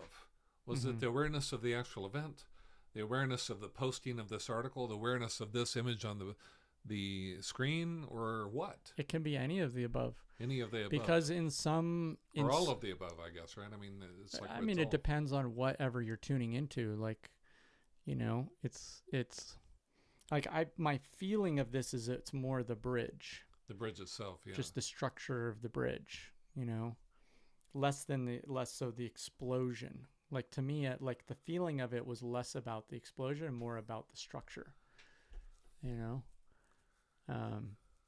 and even there, kind of like the physics of the structure. There's like the fact that the bridge, the phrase roadworthy,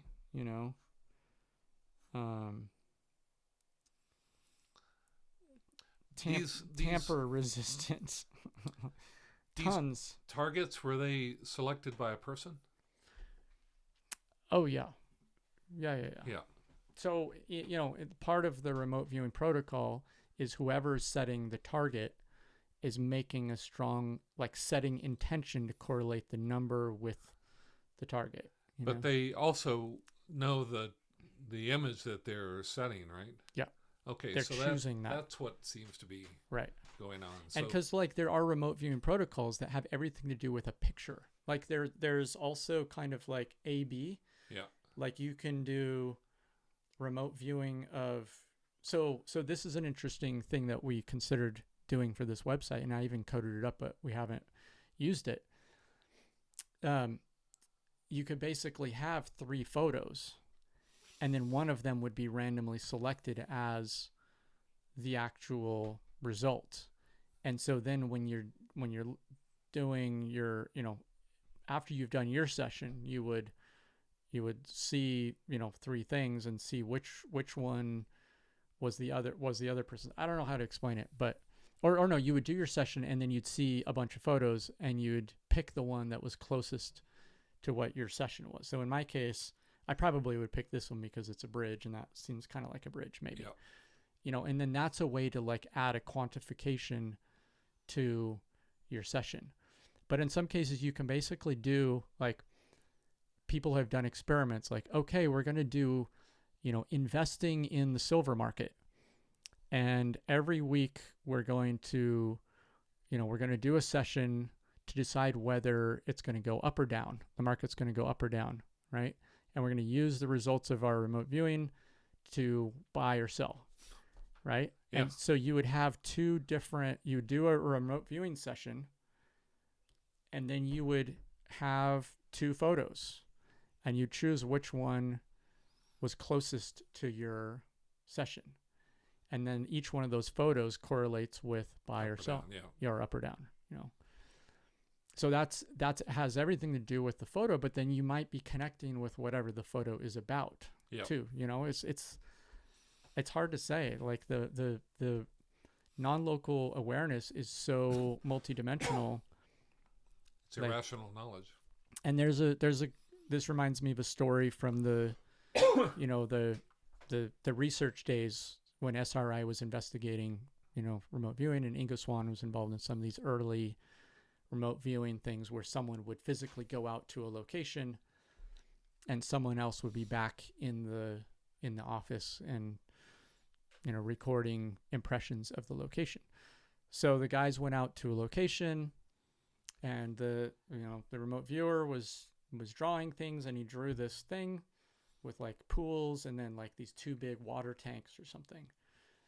And they came back, and then the analysis happened. And they're like, wait, what is up with these big water tanks? There were no water tanks there. There was like some of the other things were spot on, but there were no big water tanks, and so they filed it as a miss. Turns out, sometime later, months later, some old historical photos of the site came up, and there were these 2 big water tanks on the site, you know? And it's like, whoa, how? So that guy was tuning into some historical version of that site that had numinosity. There was probably something significant about those tanks that drew his attention to the same location, offset in time. And that was more interesting to his, numinous mind or awareness than the current version of it. So it's like there's this object, but there's also the timeline that this object creates. And within that timeline, there's various points of luminosity. Yep. And numinosity. And you can, this is crazy, man. Mm-hmm. It sort of hints at a mechanism of awareness, like we were talking about with the blood, doesn't it? Yeah. It's like the blood is able to focus around that awareness and then slide up and down the thing, looking for the most luminous. Wow. Yeah. Yeah, I mean, which also fits into the idea that consciousness or awareness transcends time and space. Because like remote viewing, it's able to happen. There's no difference in proximity of space and also of time. Like it's relatively, about the same level of difficulty to remote view something that happened 300 years ago as it is to remote view something that happened 2 days ago. Well, the difference is in the numinosity, which is something, it's like, again, places that have awe and veneration, like holy places or magnificent places where a lot of people have been in this heightened state of consciousness. That's more of a determinant, or like big energy inertial changes. Like the second remote viewing session I did, that it was just like mind-boggling to me, was an atomic bomb test, and there's so much energy. There's such a massive inertial transition there that's very extremely numinous, No kidding, yeah. And then that one was also an observed, a filmed test, so it like had even extra numinosity in the sense that it was being highly observed and filmed, and there's like a film about it you can go watch, and yeah.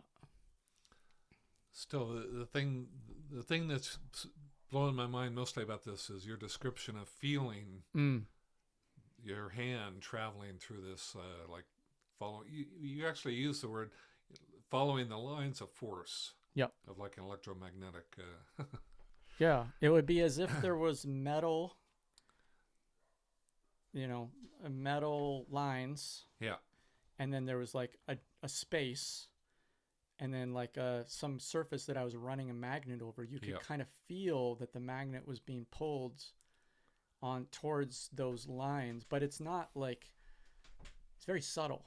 Sure, yeah. Which is like there's space, that's why there's a gap there. And so you can kind of pick up on it. Like if you're moving along the line, it's easier. If you move off the line, it's a little bit harder. It has that feeling, drawing this, where it's like, oh yeah, it's easy to draw these span lines, and then it's harder to like that space in between. My hand just doesn't want to go there, It's awareness, man. Yeah. It's the only explanation. Well, maybe not the only one, but it's one I like. Yeah, I mean, and I love the correlation with the ideas that you've already expressed around the blood being the organ of awareness. Organ of awareness. I mean, that's such a unique concept to me. I know. Yeah, I've never seen it. Well, I got it from a guy named Peter Plichta. That book, God's Secret Formula. I didn't get that whole concept, but he's the one who, in his book, describes the heme ring as a coil. Mm-hmm. And then from there, I then imagine what all these coils in the body would do. And just because you have an electromagnetic structure doesn't mean that we walk around attracting nail filings and stuff out of it. It's like it's a neutral as a whole. It's neutral, but it's also emanating a field, an electromagnetic field, and that field, because it has the same shape with the chakras and the organization, allows us to resonate across scale with the solar system and all the objects in it. Especially living beings, but apparently also structures that we create, and because the energy, I would imagine, would be the workers are building this thing, and it's like the whole thing is electromagnetically locked in. Wow. Yeah. This is now maybe moving off in a different direction, but my understanding of blood is that it's not just the organ of awareness, but it's also the organ of drive. It's like this once again brings up the idea that I told you an owner's manual. I have one of my books is the owner's manual, the human vehicle. And when I was developing these ideas, I came to the conclusion that there's two drivers in every vehicle, and that's the Ida and the Pingala. And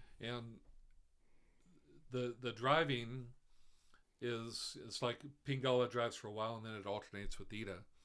But you're also driving because of your interaction with other people around you, right? In other words, this idea of a driver, just like a person in a car, that, okay, I'm going to McDonald's, I'm going to drive to McDonald's. I mean, that's not the type of driving I'm talking about. It's we are responding to our environment. And so you get feedback from your environment as a whole, and you respond to it. And that's the driving effect. The awareness is the passive part. The driving is the active part. So they're locked together. It's like you have this awareness, and you respond to that awareness by some activity. Right? They're the two complementary. One is inside, one is outside. But they're both locked together. And so you've got my awareness is driving this person, and they're driving me as I interpret that as awareness, and that drives me, and so we're all driving each other and aware of each other, and there's this big mix. And then the navigator would be actually the dreamer, that hermaphroditic being of awareness that encompasses both the male and the female. And he's the one, or it is the one, which sets the goals for our incarnation, which our driver then helps us navigate, or helps us. It's like we end up accomplishing things because of, I believe, and it's like I believe that we have a destiny, when we come into this world to accomplish. It's like for me it was to make Monad maybe, or be a writer and write books, and I've done that. But anyway, the two drivers, driving and awareness, the two sides of the one coin, of awareness.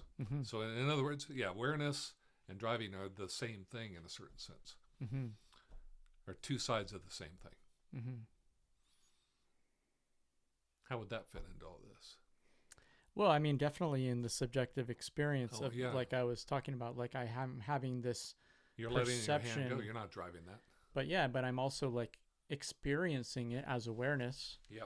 Like as I'm doing it, I'm aware of the fact of this feeling or sense. It's definitely it feels like a sense. Like I'm feeling like my hand is not wanting, but being not allowed, but like attracted. Or some paths are easier than others. Yeah. So obviously there's some intention there, which is my intention is to draw the target. And so the intention sets up the conditions, sets up the, like, what is on and what is off. Intention sets up the, Once again, we're back to intent. Right. The intention to draw the target is what creates the context within which this line is easier than this line. Wow. Right? So it's the intention that is creating on or off, or good or bad, or right or wrong in a sense, but it's not a Boolean. That's not like, it's a much less version of what those words are. It's more just more degree of yes and more degree of no, or like in muscle testing, strong and weak. Yep. You know. Yeah, that's exactly what it. This is stronger, and this is weaker. You know, or. And it's not even weak. It's more just stronger. It's more like, oh yeah, this path is more yes. So you're following the yes, really. You know, it's like my hand is just feeling more of a yes, but in this motion or this area, you know. But that, like, if the intention wasn't there to draw the target, then I'm just, who knows? Right. What? Yeah. Why would you come up with any? Well, I think there's still the case for spontaneous download of important information. Like you could, I think this gets into then is, but even there's intention, right? I would think so. There's like, okay, I'm about to do a session here where my intention is to transmit or to receive important information of relevance, significance. Yeah, like I used to do I Ching, and I would just say advise. Yeah. And then I would, Yeah. look for what significance arose in my mind based upon the hexagram that I got. Right. Yeah. I remember there was a period of time where I was kind of trying to do these remote viewing sessions, a little bit here or there. And then also when I was doing hypnotherapy sessions, occasionally I would get these like messages, and I wrote them down. And a bunch of times I was getting this phrase, Shelter Cove. Shelter Cove. Shelter Cove. And it caused me to like multiple times, different occasions. And I wound up like looking up Shelter Cove. Where is Shelter Cove? What's significant about Shelter Cove? And I even like, oh, wow, this is a flashback. I had this. This is a recapitulation. Holy crap. I remember having a very distinct image of on Shelter Cove, I would be hired by someone to do something for Bitcoin, someone wearing red pants to do a task paid in Bitcoin at Shelter Cove. So I had to go to Shelter Cove to meet this guy with red pants who would hire me to do something, and he'd pay me in Bitcoin. Whoa, now that I put it on the podcast, but this was before COVID, and once COVID hit, I thought it was like my mind of saying shelter COVID, shelter from, because during COVID it was like shelter in place, shelter in place. And I think it was some kind of precognitive thing of like picking up on shelter COVID. But didn't you say that you invested in Bitcoin during COVID? I did. I bought some. Yeah.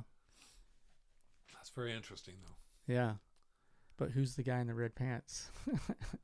Who is the guy in the red pants? I don't know why, but that struck me as a very significant image. Yeah. Anyway, so who knows? But so that to me is a degree of this like spontaneous something like Shelter Cove. I did go to Shelter Cove. There's a shelter. There are two Shelter Coves I'm aware of. There's one kind of near Half Moon Bay, and then there's one more significant to me is out on the Lost Coast. So it's kind of when I hiked the Lost Coast with my friend Naima, it was a 5-day hiking trip on the most remote stretch of the coast, and it ended at Shelter Cove. Really? Yeah. And you did that without specifically referencing that dream or whatever it was? I was aware of that message. So when I was doing that, I was curious if I would meet a guy with red pants once we got to Shelter Cove, but I didn't. No. And we were there for a very short time. We were just logistically had to just like. What do you think the Bitcoin significance is of that? I don't know. I mean, in the looking back,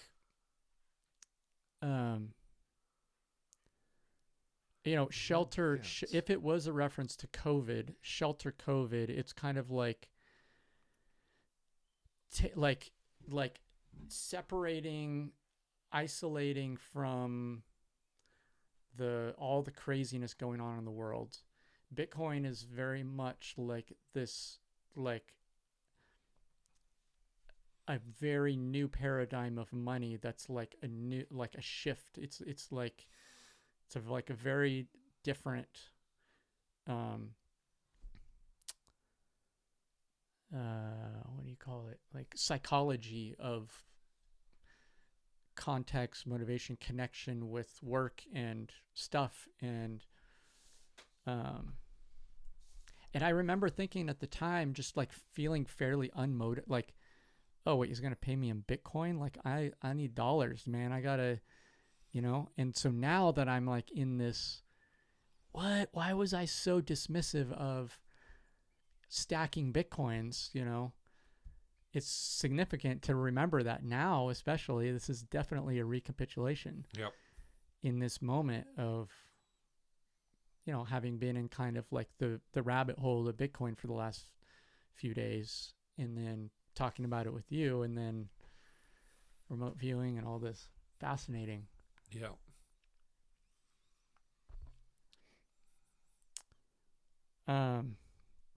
So there's one thing here we didn't finish on this remote viewing session, or I didn't finish, which is, there's this question after you upload your thing, you see the result, you say, how did you do? And you drag the slider. I put that at a 9, man. 90? At least. I feel like it's like 80s. 80.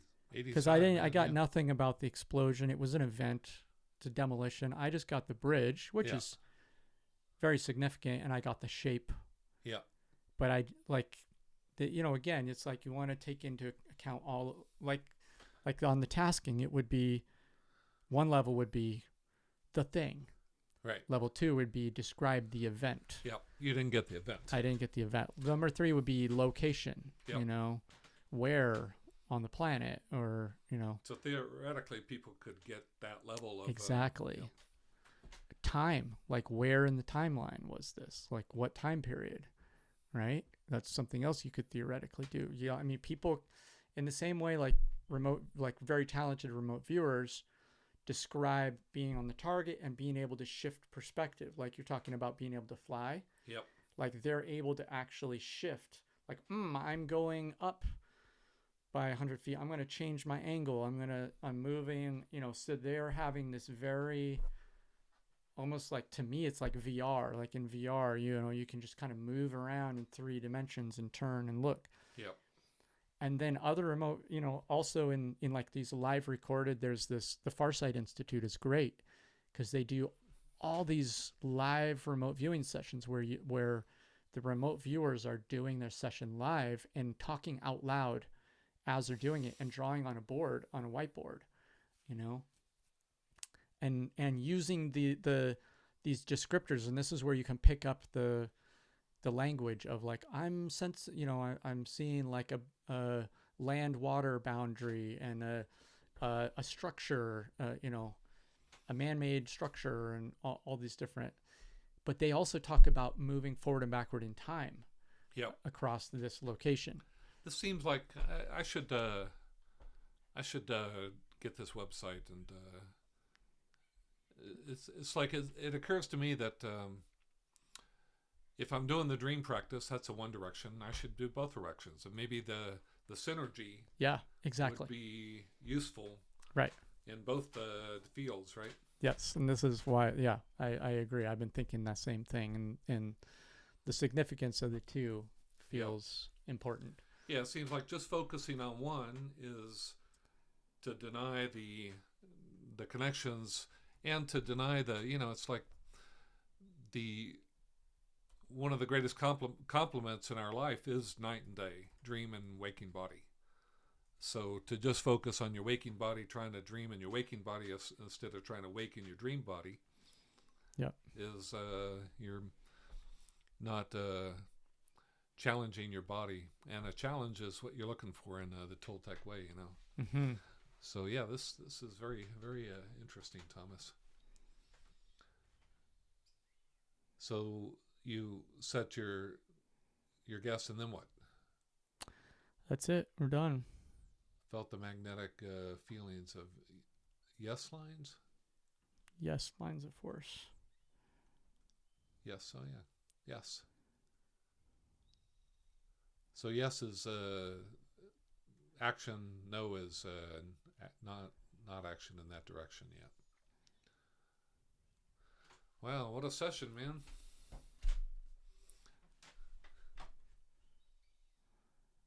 You need an E. There you go. Yeah, I'm noticing that I have this automatically saves, but I don't have an indicator here of saves. You're just kind of like, yeah. Is it, what's the status here?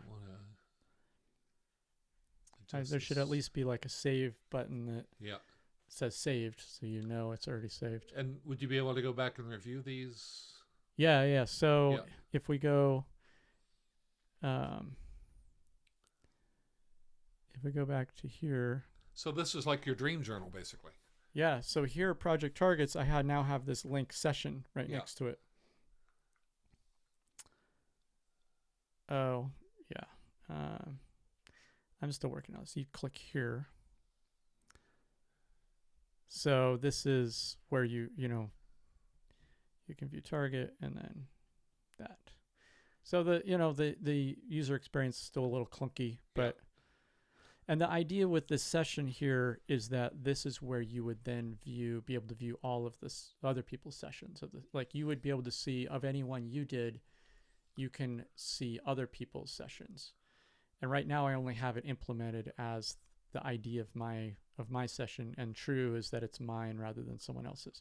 So this still needs to be built out as an interface for, like the idea is like you have a group and you're kind of like trucking, there's momentum, and you're kind of inspired by other people's versions and you're inspired by other people's comments on yours, so it's the kind of thing to kind of have that feeling of social reinforcement. It's great of doing it. I think you might want to add another field there about notes about this session. Like, were you feeling good? Were you sick? It's like things that when you're looking at your score, okay, I got 80%. And I noticed that I did good when I felt this way, or I had this. It's like if you... Well, I mean, there's a notes field here. Yeah. But you mean different than that notes? Oh, I guess. I mean, you could write whatever there. This would be visible to your others that would. I mean, maybe there would need to be public notes and private notes or something. I don't know, but I just figured like the notes is going to be just the goal of this is like when you're reviewing someone else's session, you'll see what their notes were. Thomas, this is great. It's the equivalent of the writing a dream journal. Yeah. This is writing your REMV journal. Yeah. Wow. Cool. I feel a little bit ambivalent about this Egyptian. I forget the name for that, but it looks kind of like an R is why we used it. Oh, what is that? That's I forget the name for it. Originally it was just an I with like lines but then it's like, oh, is that an Illuminati symbol? But all these symbols are kind of like Illuminati symbols. We don't want to be like thought of as being some weird esoteric cult, but this is fun just because it looks kind of like an R. That's why I used it. It's the Eye of Horus or something. You could call it the REMV record, and then you'd use the same Resonance Radio logo, Oh, yeah. Eye of Horus. Oh, yeah, right. No, the Eye of Horus is great. Yeah, there it is. The left eye. The left eye is the... oh, nice. The eye of left side awareness is... right side awareness is rational.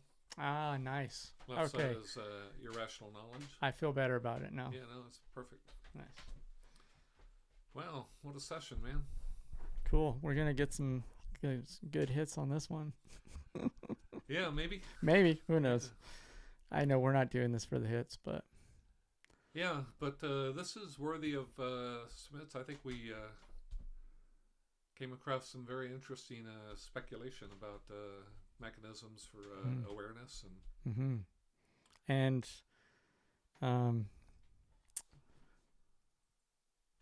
interesting examples or confirmations or support for our speculations. You know? And the thing about dream body, waking body, that's a significant contribution to the whole thing. You know, a lot of people are just focused on their dreams. Yep. And I guess a lot of people have been just focused on their waking experiments, and this is like a encouragement to